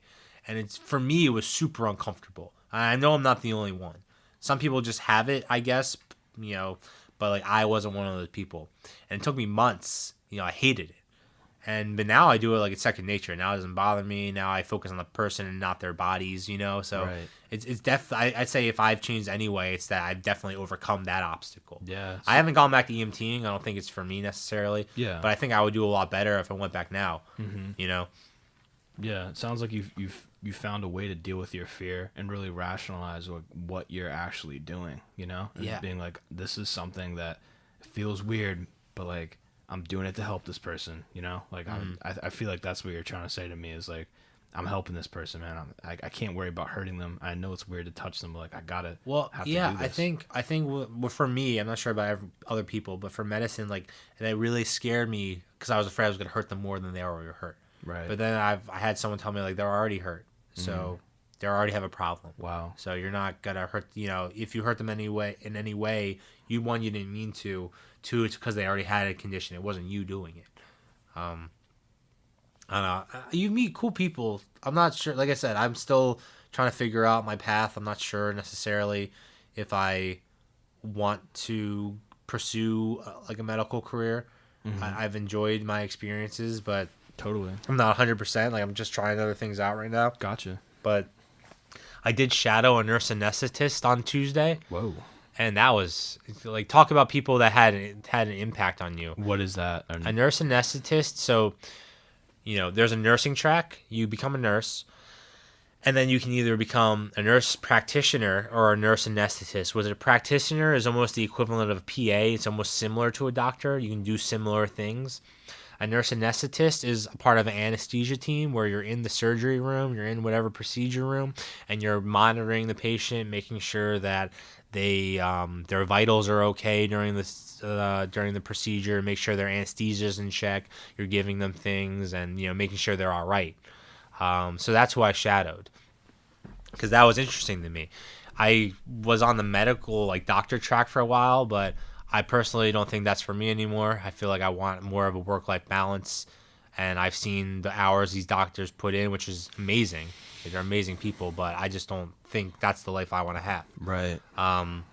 But so I just wanted to try see what other fields there are in healthcare, honestly, because you get such tunnel vision with med track, like pre-med track. Everyone wants to be a doctor, but then you get into the field, and you realize just what that means. Yeah. And you realize just what different roles people play. And honestly, I got curious. I'm like, wow, like here I was this one thing, but there's so many other options. Right. For so many different kinds of personalities. Yeah. And You got to find yours. well, I've always been interested in anesthesia. I think, like, since I just think drugs are interesting. I think having that kind of role just sounds cool. So I shadowed on Tuesday, and dude, it was like one of the best experiences I've ever had. It was so cool. You were like, I could see myself doing this kind of thing. I think the nurse anesthetists fit my personality pretty well. At least the guys I was talking to, they were really cool. I even got a free anesthesia book. Literally, I was talking to one of the anesthesiologists, and we were just shooting the shit. Where he played lacrosse before, I did Nice. too. We were talking about that. We were talking about his kids and their clubs, and then we got talking about just medical stuff. And I was just like, oh, you have any like reading material that I can buy that I can that's like a good anesthesia book? Because I was just like, you know, I there's like a stress testing book I was looking at because I'm in a cardiology department. And he goes, oh, you can have this book. He just fucking goes on his bookshelf, hands me a book, and sends me on my way. Yeah, man. Yeah, isn't that crazy though? It's cool to meet someone that makes you feel comfortable like that. Like, you're just like, wow, like, all right, this guy instantly made me feel comfortable. It's the first time I met them. You Yeah, know? but how nice is that? That's- Like, literally, that must have been like $100, $200, maybe even $300 book, and he just gave it to me. That's free knowledge. Listen, man, maybe he looks at you and he sees himself, right? He's like, dude, I was in this guy's position, man. Like, he probably needs this book. Here you go. Paying it forward. That's what nice people do, man. Yeah, Sounds well, like that's why. Like the moment I walked in, because I just brought some bagels, because like I had on Monday I had gone in, and because I hadn't met the guy I was supposed to shadow yet, I hadn't, and no one had followed up with me, so I went up to the third floor of where I worked, which is where they were. I ran into him in the hallway, coincidentally, and he like introduced me to some of the anesthetists before I came the next day, and one of them like made a joke to me. He was just like, oh yeah, like, well, we usually require like shadowers to bring breakfast. And I was like, oh, like, what do you like? He goes, steak and eggs. And like he looks at me, like gives me like a serious face. We all start cracking up. I start cracking up because like he was just like being an asshole about it. He's just busting your balls, so. Exactly. So I was like, oh shit, breakfast actually does sound like a good idea. So I brought bagels. That's awesome, man. And then someone was like, oh, you didn't have to do that. Like, did he bully you into doing that? I was just like, it's not steak and eggs, but, hey, like, figure I want to give you guys something. But I think that meant a lot to them, honestly. I'm surprised. But you ingratiated yourself is what you did, man. Mm-hmm. It's a natural thing, Somebody was joking about you bringing stuff, and you totally didn't have to do it, but you did it.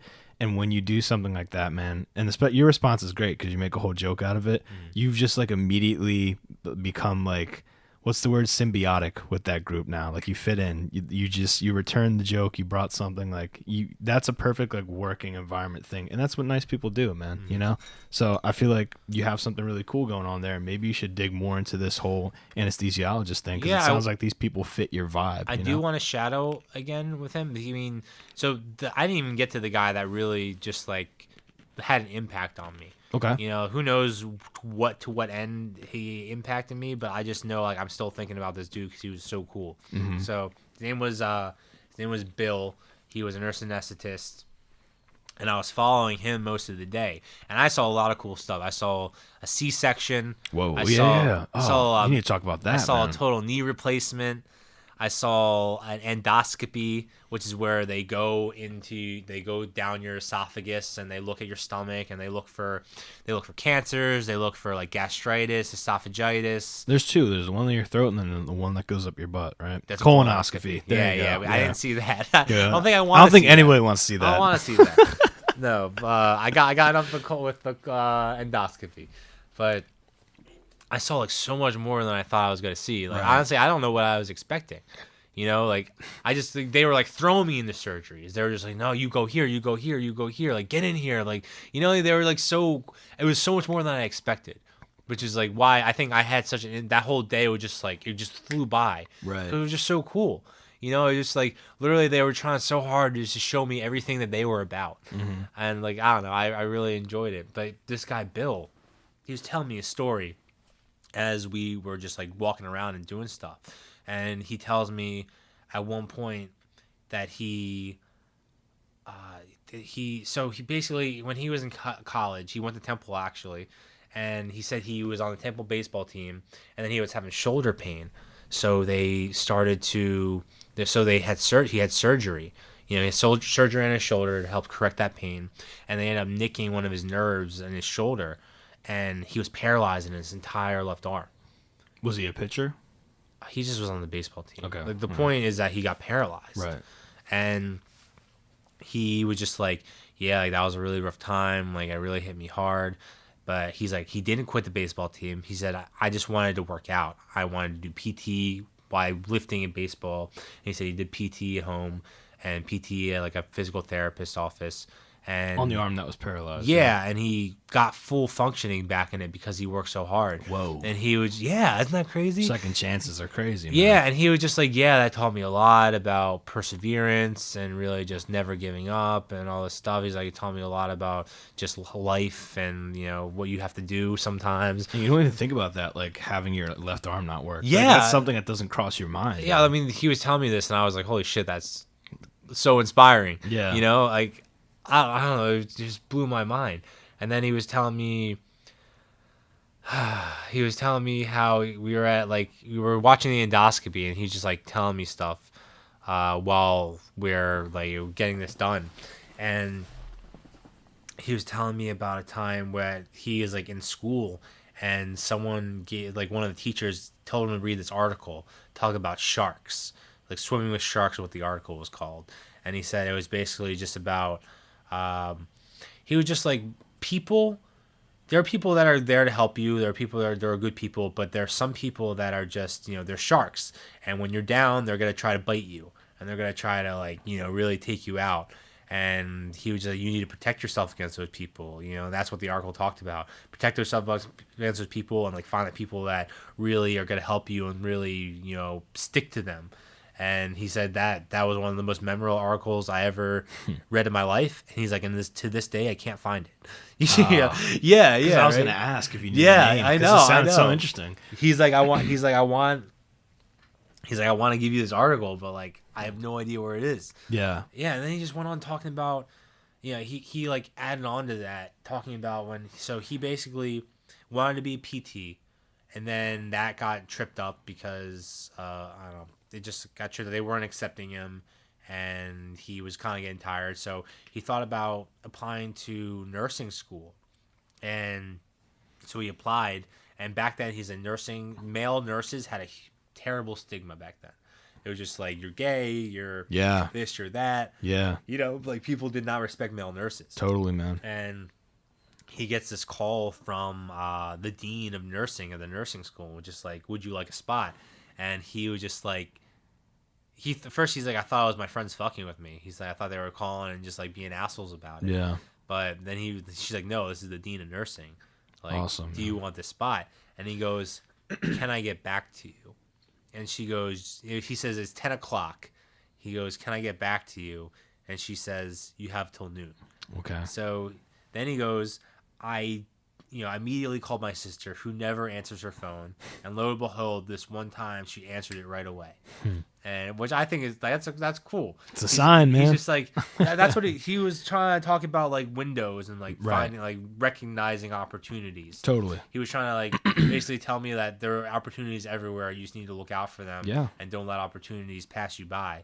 Because he said he had a 2-hour window to go into this nursing program. And his sister was like, you gotta do it. You gotta do it. Just do it. And so he did it. He said, he's like, I had a 2-hour window to make that choice. And then I made it. And now I'm doing what I fucking love. Awesome. He's like, I love doing this job. And now he said nurse nurses are highly respected in the hospital. That stigma of male nurses are completely gone nowadays. Right. Like, they just, you don't think about male nurses that way anymore. Right. And he's just like, I'm living a good, comfortable life, and like I could have not have had that if I didn't go for what I wanted. Or it wasn't even what he thought he wanted at the time, but it turned into what he wanted. So this is all happening in one day. This guy Bill is just sinking life lessons into you, what I mean? as you're watching crazy stuff. Yeah, and then he was talking about what a day. Yeah, and he was telling me like, so he's basically like, everyone, you have to have your own back in healthcare and anything, I'm sure. But he's like, because if you don't sign, if you sign your name to something, then you're liable. Right. To get sued and stuff like that. Yeah. Yeah, so he's like, some doctors will try to like not sign stuff that when they mess up and like throw you under the bus. And he's like, that's happened to me before. And he's like, he taught me how he dealt with it and stuff like that. Yeah. And he was also, he just got really deep with me. I think that's why I liked him, is he was just genuine. He was just telling me about like life lessons that he learned along the way. Well, he's being honest with you. It almost sounds like you kind of met like a mentor figure if you chose to really be around this type of work, you know? Yeah, I mean, he even went as far as he was telling me about when he was in nurse anesthetist school. He said that was a really hard time for him because his mom had died when he was in school. And he said, he was kind of piggybacking on the whole shark thing. That was like segued into this conversation. Said his mom had died and there were 11 people in the program, so he stuck out like a sore thumb. Like he did not handle it well. And sometimes they'd be like doing stuff and like they'd be done early and he'd be like, can I go? And because he just like wanted to be alone. He was losing his, he said there were certain people in the program that tried to get him kicked out because of that.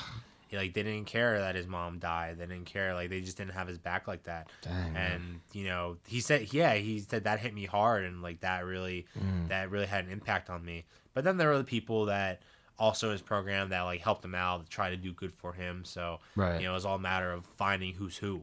Yeah, I mean, I don't know what that's like to deal with something like that, but for people to be insensitive to that, it's kind of a crazy thought, for someone like you and me, like we'd just want to help that person out. But yeah, it's sharks, dude. in every form, you gotta be careful. That's But crazy. you know what I mean? Like, I don't know. He taught me a lot in terms of the day, but I feel like what I remember more than the medical The information, practical stuff is was just like the life lessons he was giving me. philosophical stuff, man. And I don't know. Take note of that, man, because that's something cool to be around. Like you probably walked away from that day being like, "Wow, I was on a high. I was on a high when I walked out. Yeah, man. That's the type of day where you have a journal or like a notebook you carry and you start writing stuff down. You start writing down ideas. You start like thinking about stuff that you can record this somehow, man. Like that. At least that's my mentality for stuff like that. But yeah, man. Tell me about a C-section real quick. Not to get too off topic, but that was crazy. I don't know, dude. They just opened this woman up, so like they. Before I want to preference, the reason why I'm interested in this is you're gonna get a C-section. No, I was a C-section baby. Were you? But also, yeah, so was my brother. We were both born like 10. This is personal. Well, it goes more than that. My friend who is also he's getting into nurse practitioning and stuff. He's going to school for that. He said Already? that That's crazy. How old is he? I don't know specifically where he's at. He's like in some kind of like school for it. He's my age. But he was telling me that he also sat in on a C-section like you, and he said that like it's kind of a moment where like everybody's crying, like everybody's like, whoa, like this is such a like special moment. Or is that not really the case and what you were seeing? I didn't cry. I was more in awe. I think I was just one. We talked about growing. You know, I feel like I would have like frozen up and like freaked out before. Like when I was talking about the EMT time. Yeah. Like, I feel like there was a point where I would like freaked out about what I was seeing, but I was totally calm and just watching it and like asking questions and like when they pulled the placenta out, like they were showing me the cord and showing me all the two arteries and the vein, the giant vein that connects them to their mother, and I was just learning. Yeah. I think that was the difference. Like you can separate yourself from like what's actually happening. Yeah. Stop being like starstruck by it and just like take it for what it is. Yeah. Which like, dude, they cut her open. They cut through the fat and they cut through the mesentery and then they cut into the womb and they got the baby out and they pulled it out and they stitched her back up.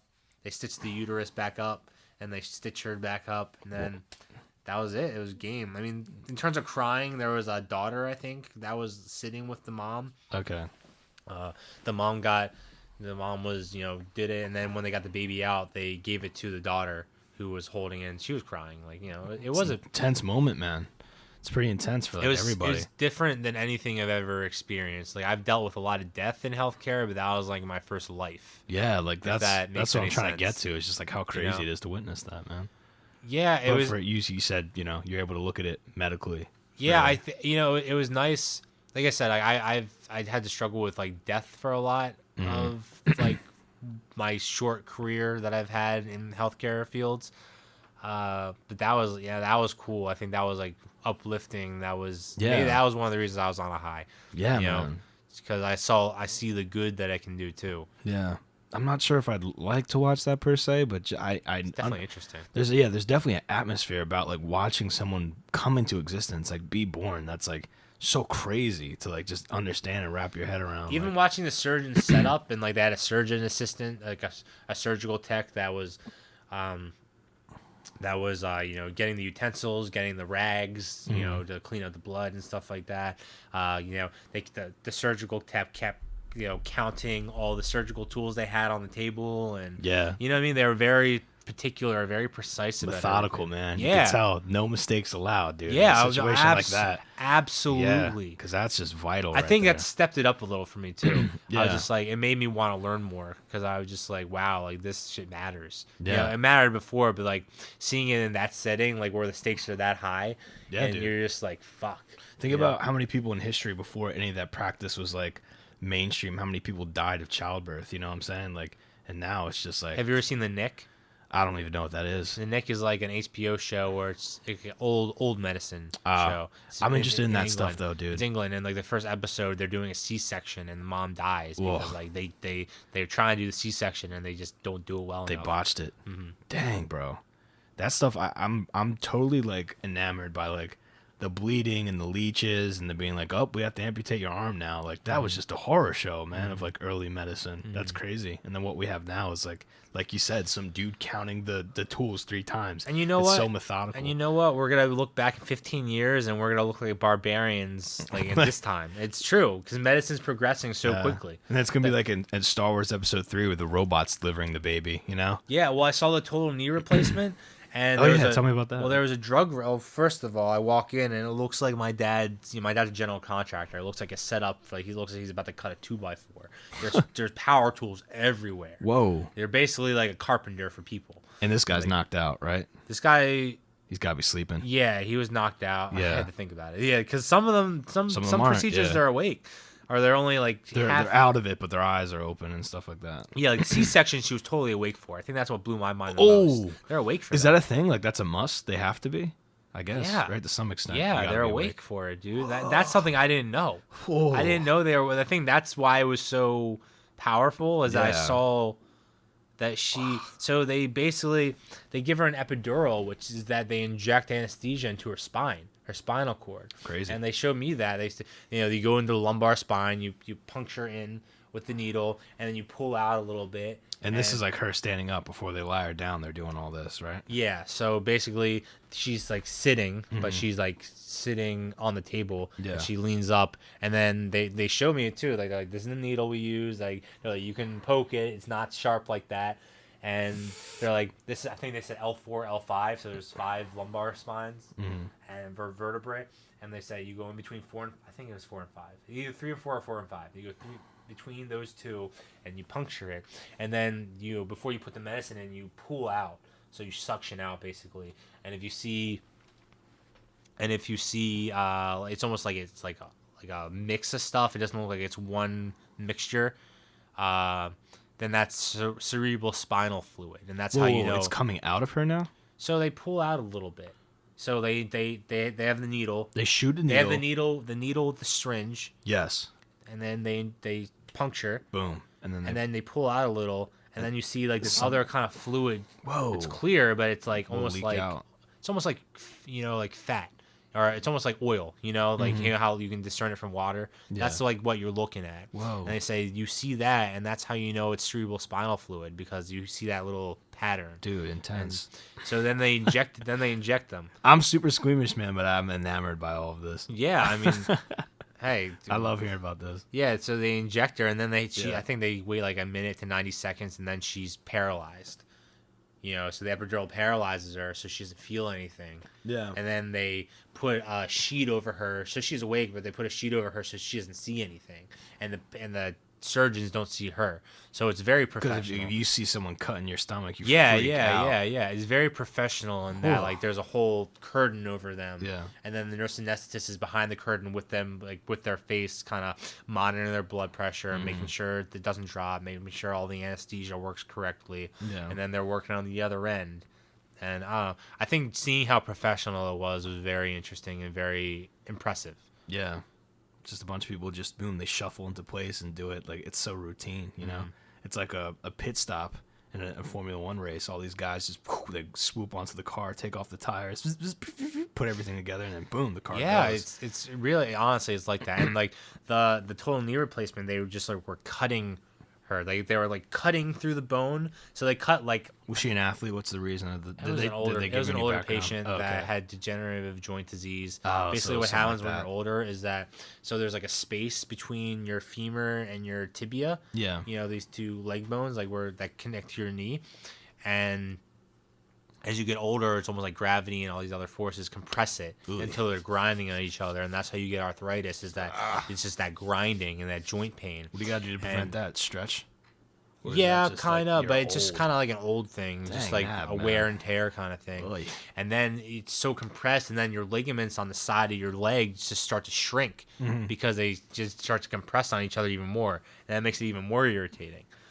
So what they do is they go in, they cut about like half the head of the femur or head of the tibia, and they replace it with a different one, and like they're fitting it. It's almost like a shoe. Like they're fitting the shoe and they're getting it all good. They're cutting away bone and putting it on the table like it's like a 2x4, which I thought was cool. And the drug rep was there. There's a drug rep there. He was with a company that made prosthetics, basically. Yeah. And I had no idea this was a job, but basically, this man sits with the people performing the total knee replacement. There was a physician assistant, and there was a doctor. And mind you, the entire day, I'm meeting doctors who I like send faxes and charts to from my oncology office. So you're putting like a face to the name. Yeah, it was almost like a story where like it's almost like, oh shit, like I'm meeting you. Yeah. It was almost crazy. Like you get that feeling like, oh, okay, that's your face. Yeah, I was like, yeah, actually, I was like, oh wow, like you're a real person. Oh, you're pretty tall. There's like one guy, the chief of anesthesia, Dr. Noon. Yeah, he was a tall dude. And I don't know, but. Where was I? Yeah, he was telling the rep basically. He sits down with the doctor, physician assistant. Well, they're performing the surgery. They tell him what they need. He gets them what they need. He has all different sizes, all different shapes, all different kinds of products. Prosthetics. Prosthetics that they use, and like he like keeps up with like the new prosthetics that they're working on, and he'll bring them new stuff, and like that's his role with them is that he is on their team more or less, not performing the surgery, but getting them the right tools for it and keeping up to date with those tools. And I thought I had no idea that like was even a thing, which was interesting to me. But this guy was talking a lot, and he was talking to me about how right now a prosthetic knee, like a knee replacement, will last for about like 5 to 10 years. But technology's coming out now where it'll extend to like 10 to 20 years for these new ones. So basically, they're making stem cells. They'll take your own stem cells out, and they'll grow a new knee, like or a femur bone or tibia bone of your own tissue, and put it back in you. Come on, so man. So it's like, yeah. And they're making prosthetics with antibiotics in them and better plastics that are more resistant to host or graft rejection. So like your body starts seeing that graft as like a foreign enemy. Contaminant, It's wearing away. Yeah, exactly. So how crazy is it that the body does that? Where it's just like, this is not part of us. It's part of the immune system, dude. That's insane, man. It's like a splinter, right? You got a splinter inside, and the body's just like, this is a piece of wood. Yeah, I mean, anything that gets in your body and is not marked as me, your body attacks, dude. And like, there's even diseases. Even diseases where your body marks your own you as a disease, and it starts attacking itself. What? Yes. That's got to be something ultra rare, though, right? They call it autoimmune disease. Oh, man. Okay, I've heard of that. Like your own immune system attacking yourself. There's a lot of different kinds. Sheesh, man. A lot of different kinds of autoimmune disease. Just an example of how many things can go wrong, right? Yeah, like back to that. Yeah. But you were saying with this whole replacement, the guy was just like, look, we're going to have prosthetics that just last, man. And it's just going to get better and better. You're growing something organically. It's crazy. That's what blew my mind. I mean, I think surgery is really cool. Seeing it, I mean, you have to go through a number of years of school to do that sort of thing. Yeah. But that was like, if you can do it, like that's a cool field to be in. It sounds hardcore, Brett. It sounds like you got to be hardcore, which I respect that, dude. But you're right. It sounds super interesting. Like, think about it. A lot of people, they go to work and like they're on the computer. They type the email, they send a fax, and like they do a spreadsheet. And then here you are standing over somebody who's like, you can see their heart beating and their lungs beating. Yeah, and let's preface that I was not doing any of this. I was fucking watching. No, It was still, but just so as cool to be cool. there, man. Yeah, that'd be super entertaining. That's awesome, man. Yeah, so it's cool that you're exploring this and you're getting the lay of the land, so to speak. Yeah, I'm really looking for an anesthesia technician job, which I'm like, there's this hospital called Abington by my house. Okay. That I'm trying to get the job at. But apparently, like, I was actually talking to the people at the hospital I was at, and I was like, yeah, like she said she'd let me know when it opens up, so I'm waiting on that, but it's been a few months, and she was just like, well, don't take it personally. I don't think she's ignoring you. It's just that at that hospital, it takes forever for jobs to open up. So, hopefully that's the case, but like, if I were an anesthesia technician, I'd be like helping in that scene, that setting, which I'm interested. So I would like to be in that setting for a little bit. Sweet, man. Yeah, I don't know how it works with that particular hospital, but I would just do the typical thing where, like, you send reminders, like, hey, you know what I'm saying? Just check it on the status or blah, blah, blah. All that formal Well, the last stuff. one she said, I'll email you when it's open. So I feel like that was a very, like, cut and dry. Like, yes. Stop emailing. Getting one of those, man. Yeah, dude. Yeah. Job search stuff it gets a little crazy. It is. I did actually just see orthopedic technician online recently, like before I came over, and I was thinking about trying to apply to that just because, like, why not? Job search on your phone, right? Huh? Job searching on your phone. You were looking up positions. Oh no, as I'm I stopped by my house before I came over here. Oh, okay. Yeah. Well, you can do that though nowadays. You can just, like, wherever you are, look for another place to work. Try and change your life. But that's crazy, dude. That's awesome that you had that kind of experience. So yeah, it was a good Tuesday. Dude, I'm glad you shared that, man, because now that's got me thinking, and I wasn't even there. Thinking about what? Dude, just thinking about, like, the complexity of people, man. We're organic robots. We're machines, and, Organic robots. Japan's had some kind of effect on you. You think of that's what everything we in are. the form of a robot. We're machines, man. We're built from parts, like this, like the stem cell part that just happened. It's just like, this part needs to be replaced. All right, here's the new part, and we get up every day, our feet hit the floor, we comb our hair, we brush our teeth, and we run off. We don't even think about half the things that can go wrong. You know what I'm saying? Did you hear that story or that article that just came out that they recently cloned a monkey? Yeah. I think that's happened before, but it's been released recently. Yeah. That they've actually cloned a monkey. And now it raises ethics questions about, are we one step closer to cloning humans? Always whether that's okay or not. That's always the next thing. That blows my mind. I think we can get to that point eventually. If we've cloned a monkey, we can definitely clone a human at some point. So let's dive into that for a second. What is your opinion on that? So because I'm firmly against it. For cloning. Yeah, cloning humans? Well, yeah, that's a whole can of worms for ethics. Exactly. So I think the reason why people would clone human beings is that you would want, like, a spare part for you in case something goes wrong, right? Because if you have something that's identical to you, Ryan, say your that's a movie. What movie is that? I don't know. Leonardo DiCaprio. I don't what. You know what I'm thinking about, though, right? Like, they're all clones, and they figure out they're on this island that they're just being used as body parts. Shutter Island? Is that what it is? Shutter Island. Yeah. Okay. But these movies, I've seen that movie. these movies now have weight because we're there. We're at this point where we could potentially clone a human. I love medical science fiction. That's all I'm gonna say. But yeah, give me your whole stance. Medical on that, science fiction scares me because I feel like it's too possible. A lot of it is. Prosthetics is, like, the thing that I think is crazy. Like, just an arm that could turn to a gun. But before we get into that, you see, I'm excited for that time. Once that time hits, I'm gonna be all on board. But cloning, no. Yeah. So tell me, what's your fear with cloning as somebody who, like, you're into all this stuff? I just think you could have a dictator. You could have someone super. Okay, this is where my mind goes. But I'm not laughing out. I'm just. You could have someone super powerful that never dies, or they make themselves eternal by just continuing to clone themselves.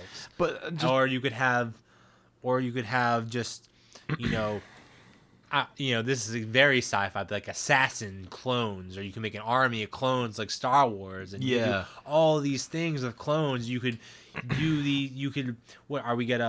we're gonna clone these people and then do human trials on these clones, like expose them to these chemotherapies, expose them to these trials, and because it's just like, they're technically not humans. Yeah, but it's not human testing, man. It's clone testing. Yeah, are we gonna make so? Are we gonna get to a point where we make these clones and we allow them to become brain dead so we can test things on them? Like, are we gonna treat them in the ways we treat animals? Like, think about animal cruelty right now. What about cloning cruelty? Yeah, you know what I mean? Because, like, why wouldn't it turn into that? That would totally weaken our value. Because someone, life. Yes, I firmly believe that, and someone is going to bring that point, is that they're just clones. Right? Why even care? Why even bother with it? But that's a slippery slope. Yeah. Well, I think what's interesting about clones is that, biologically, physically identical, but has the ability and the attributes to develop a completely different personality and mindset. Like your clone will look exactly like you, but it doesn't necessarily mean it's gonna be like you. Well, I Like, think you're that's the very- nature versus nurture thing. Like by nature, you Right. guys are the same, but you guys aren't going to be standing in the exact same spot because Yeah. you're two different entities at Yeah. that point. So- if you're in, if person one is in the United States and person two or clone one is in Japan, Yeah. then they're going to have two different Complete- cultures exposing them to different things. Exactly. One with what we talk about. One with a individualist approach, and one with a one with an individual approach to life and an individualistic perspective, and one with a communal perspective. Communal, that's the word. Yeah. You're totally right, and I just wanted to say that because I think that's the common misconception with cloning, which is like the Hollywood misconception, which is like, clone, dude, it's exactly like me. Like there's two me's. It's like, no, they just look like you, and they could act like something completely different depending on where they're raised, right? So then that brings into exactly what you said. The only reason that it would be advantageous to have a human clone is for medical purposes, but that person would just have, that clone is now a person, and now it has to totally like be okay with being like cut up and stuff like that. So it's like, even if we can successfully clone a human, what can we do with that morally? There's no reason. We already have a population crisis, so it's not like we, as in like we're being overpopulated like on a global scale. So what's the point? You know what I'm saying? Like, all right, other than to say that we can do it, what is like the positive, advantageous way? Like, Honestly, like my mind goes to human cloning trials. right, Cloning that's trials it. where they're using it because the closest thing we have is mice right now. Right, for medical. That's what I'm saying. That's the only reason. Yeah, there's but, no like, other reason. I don't know. Like, is that morally correct? Is that ethical? I don't think so, man. Because at their base, they are humans still. Yeah, I don't think so, man. Like, look, mice doing experiments on animals, there's a difference between like cruelty and like experimentation for the sake of like the good of humanity. Mice are, you know, the mice don't have the potential to be the next president or a great artist. Like a mouse is a mouse and will be like the last mouse that you kill. What about Stuart Little? Was he just a mouse? I don't want to get animal activists angry, but that's the whole thing. Ratatouille? There. He was just a mouse? He was just a mouse. Come on, Andrew. He changed the face of French cuisine. How dare you? But you know, that's the whole reason why we look at mice and be like, all right, man, we give this mice cocaine and see like how he acts. But with human beings, you're playing with a whole different fire. You're playing with something that has like, you know, free will and choosing, and we get into a whole bunch of that. Like some people would argue that there's not free will, but we're not going to open up that can of worms. We get into something that has the potential to be something else based on its choices, and a mouse, a dog, a cat, a frog have no ability to do that. So then to me, yes, that is a huge moral blackness, a huge moral quagmire of like, we can't make something just to like toy with it. But you're right. What you said is 100% correct. There will be somebody who will advocate for it. There will be somebody who will try and like make the terminology and try and sway you to, dude, it's fine, man. They're just clones. They're just clones, bro. They're not like you and me. I mean, I just think that science fiction is only science fiction until it becomes real. Because Yeah. you know, because how many things have already happened like that?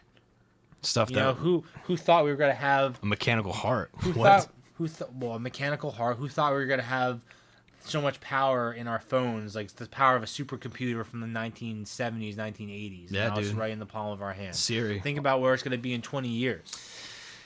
Yeah, man. It's gonna be at the risk of repeating so many people I listen to, it's going to be symbiotic. It's just going to be on our wrist. It's going to be in our ear. It's going to be on our eye. It's going to be just so much a part of us that like to not have it would be handicapping yourself. Oh, dude, you're walking around without your eye computer. How can you tell what the price of stuff is when you walk into a supermarket? You check for the label. What? Yeah, Nobody yeah. does that anymore. You know, like, and that's like the crazy thing. I think this generation that you and I are a part of is going to be the strangest generation to watch get old. Well, to watch us get old is going to be crazy. We were a part.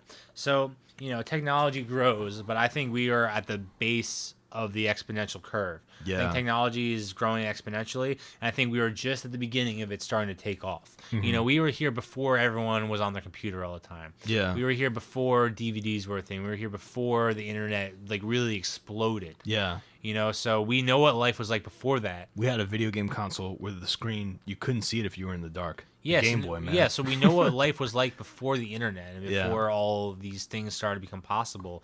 and now we see what life is after it, and we see where it's going. Yeah. You know, I think we're more accepting of it because we are in that strange transition. But I know my parents aren't necessarily happy about it. I know my grandmother. Do your parents text you and they sign the text like it says? No, from no. Mom? My parents do text me, and they're actually pretty good at it. My parents are. I think my parents are smart. Like they know they've learned how to use technology. They're hip. My parents have too. In the beginning though, they were just bad. They were awful at it. But my grandmother, man, she does not know. Of course not, man. She does not know, and she's never going to know.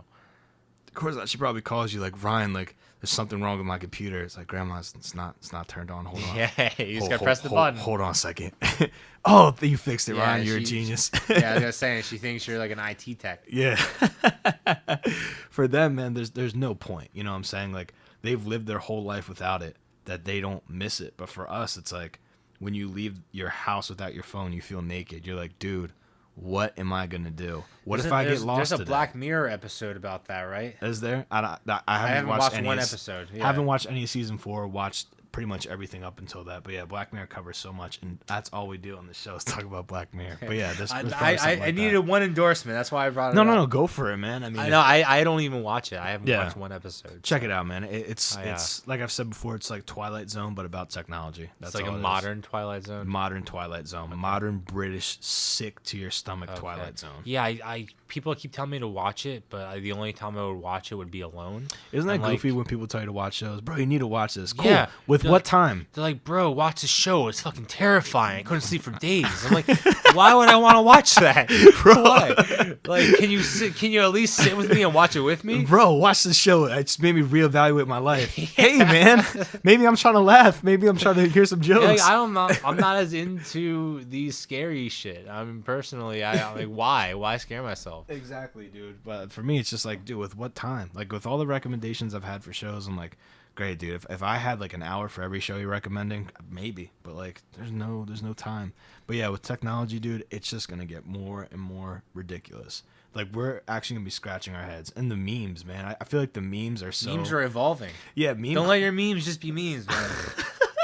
If you know what I mean. That right there, man. You know, like, and that's like 5 years old at this point. Those are the things that are staples of our culture: SpongeBob and memes. But I think SpongeBob definitely. That's our generation though. That's what I'm saying. These new kids, they don't know what SpongeBob is. They don't care about what SpongeBob is. Every parent from our generation is gonna make their kid watch SpongeBob. So I think it's gonna be something that lives forever, in my opinion. But my parents tried to make me watch like Leave It to Beaver and that bullshit. You know, like I didn't watch that. So like I can see my kids, if I try to expose them to SpongeBob, being like, this isn't funny, Dad. This isn't cool. Like, this is you. Like, you want to talk about rock bottom? Like, this is rock bottom comedy right here. Back in my day. Yeah. Can you imagine? I'll be like, you don't understand. And I just look at you like you're so goofy. But memes are so self-aware that it's going to be interesting once this technological parade has reached its peak, just to have like a catalog of memes that I've just been showing. I mean, everyone thinks virtual reality is terrifying in that, you can get like a Matrix scenario where everyone's just stuck in their own Matrix, basically. What about a crazy illegal porn virtual reality? See, that's a thing too. That's a market. That's a market that's going to come about at some point. Right. I really believe that. It's not. I've used porn before. I think every guy has. Most guys have, and some, even to an extent, some women have used porn. It's like, I think statistically they said more women watch porn than men. I would have to see that. I don't know if I believe. I don't know if I believe that either, but I read that somewhere. But either way, like, I think pornography is a very big part of our society that just no one likes. No one's comfortable talking about it. It's taboo. Yeah. Yeah, but I think for a reason though. I don't think you'd want people like openly discussing pornography publicly. Well, no one needs to know what you want. Yeah, I'm not saying it's a bad thing that people talk about it, but what I'm saying is that I think that people argue whether it's detrimental to our society. I personally think it is. I think it's a problem. I think people get addicted to it. I think it changes the way you interact with people. It like puts certain fantasies and certain ideas about the opposite sex that aren't actually real. Yeah. Looking, definitely, it's been proven that it has the potential to ruin your sex life later on, like your actual real world sex life. You know what I'm saying? Yeah. In what way?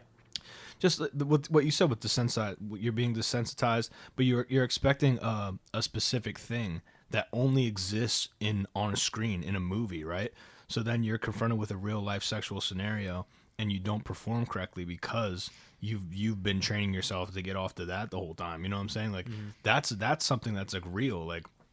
And to circle all the way back to the beginning of this podcast, people get addicted to it, man. That's another thing. People get addicted to that, and it's a really unhealthy addiction, man.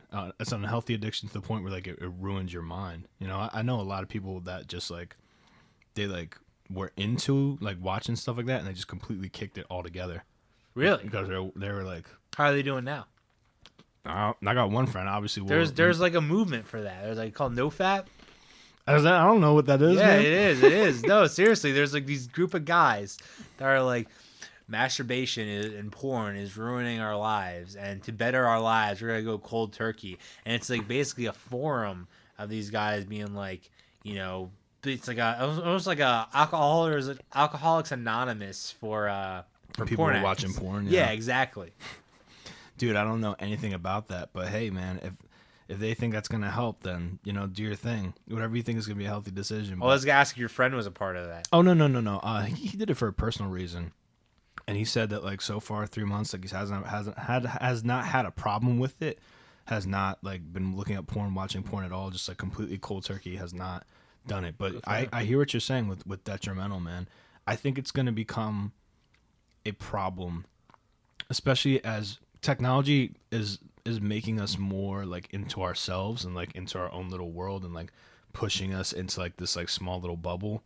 And it's just like, dude, why try and pursue like anything? I have porn, you know what I'm saying? Like weird stuff like that could totally happen. I could as pornography gets more and more real, like the virtual reality experience, like people are just like, dude, why?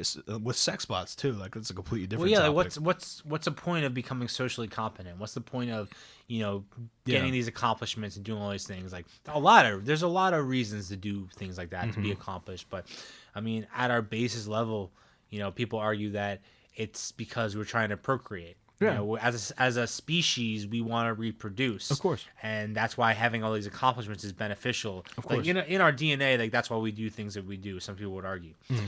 And if you just have sex bots, if you just jerk off all the time, if you do all that stuff, then you're taking, then you already get the reward. Like, why would you do any of these other things? Exactly. And you're mutating the brain of the human. You know what I'm saying? Like you're twisting. Well, there's some studies that show that it does.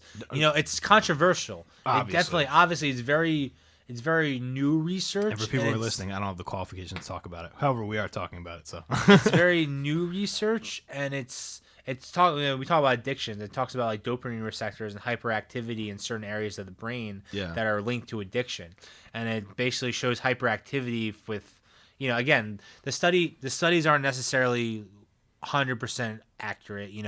There's small sample sizes. They've only been going on for a few years. So who's to say whether or not this is accurate? There's more information coming out every day. So take this all with a grain of salt. Yes. But I think they did it on rats, and they basically, it was like with sugar, I think. Like they made a rat. I was about to say, how do you test pornography with a rat? Yeah, they're not jerking the rat. Okay, off. first we have to make rat porn. We need a grant to make rat porn. Why exactly? Don't. It's ask for any an experiment, questions. man. How are you gonna do that? Let us worry about that. Is Walt Disney involved with this? Let me see the paperwork. Yeah, let us worry about how we're going to arouse the mice. We have a tanuki in the back. He's gonna take care of it all. He's a paid tanuki actor. Yeah. Everyone, this is consensual. I can show you the tanuki papers. He's 18. But yeah, continue. It was sugar and rats. But basically, they like gave him the reward. It's kind of like it's like testing addiction. Like they give them the reward.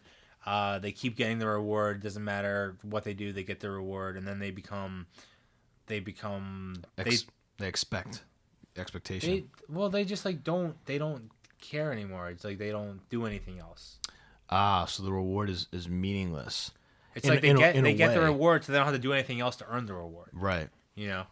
So they in the face of that, they just don't do anything. Mm-hmm. But do you think that's more because a rat's life isn't as complex as ours? For example, they live for food. Maybe that's part of it. I guess. Because what else is an animal's objective besides to have sex and eat and survive? I don't know. I mean, Ratatouille wanted to make some good ratatouille. I'm not. Is that his name? Was his name Ratatouille? Yes, I'm not trying to throw in your argument, but like, as a human being, you've been in school for half your life so far to get an education, to get a job, to make money. That's what this has all been about. So if I every single day, Andrew Arcangeli, went to Ryan Acuna's house with $50,000 every single day, and I was like, "Here you go, man. It's $50,000." What would you be compelled to do professionally? Nothing. You know what I'm saying? Like that. Probably I feel like that's like where that argument goes. But I see what you're saying. It's desensitization, you know, to something that is supposed to be provocative. That's your whole body chemically reacts to like a sexual situation, like whoa, you know, and that's how it's supposed to be. But over time, if you're using virtual reality and sex bots and all this weird artificial stuff, you're gonna be like, meh. You're gonna be like that rat. You're gonna be like, oh well. Why would I have to do anything? You're talking about personal development to be like approachable to all that kind of personal stuff. Yeah. We just got into some deep waters here, huh? Yeah. I guess so. Yeah. Oh, it's about that time in the podcast, man. Yeah. On that note. Yeah. On that note, man, we've covered so much, really. I want to thank you really for talking about the whole medical story and stuff, and I think it's going to be cool for people who are listening who are also thinking about like they're in the medical field, maybe they're trying to decide exactly what they're going to do, and hearing your story about being inspired is ironically in turn going to inspire them, you know. And I just want to thank you for being open about that. That was cool. Yeah, I mean, it was such a cool experience, and I wish I feel like I didn't shadow enough. I think that was my biggest mistake, is that I didn't shadow enough before like deciding on like what route to take. But now I'm exploring now, and it's like more fun almost. Yeah. That's awesome, man. Fun, key word there. A lot of people are looking for something to do and have it be fun at the same time. And it sounds like you're close on the trail, man. Hope so, man. Yeah. Well, thanks for having me on again. No, what do you mean, dude? You're a limb of the show, a very valuable limb at that. And I just want to say, the right hand, man, the right hand, the left hand. You're the soul, the heart. What's a integral part? You're medicine. You would know. I guess you'll stick with hand. I'll stick with the hand, the right hand. You're the spinal fluid of the show. The cerebral spinal fluid of the show. It's important, man. That's essential. It's a high compliment, I guess. Thank you guys for watching this in advance, for tuning in. Episode 24, taking you on kind of a crazy ride this episode. But yeah, we had no. I don't think we had any agenda. We didn't really. Nah. We just bounced from one place to the other. Nah, but I think this one was cool, man. But I just want to say, we have some cool guests planned next time. We had a guest that was supposed to come today, and for obviously they had a bad situation. Hopefully they can come on soon. But we have a lot more planned. So thank you in advance for tuning in with us. It's been episode 24. Have a good one, guys. Peace.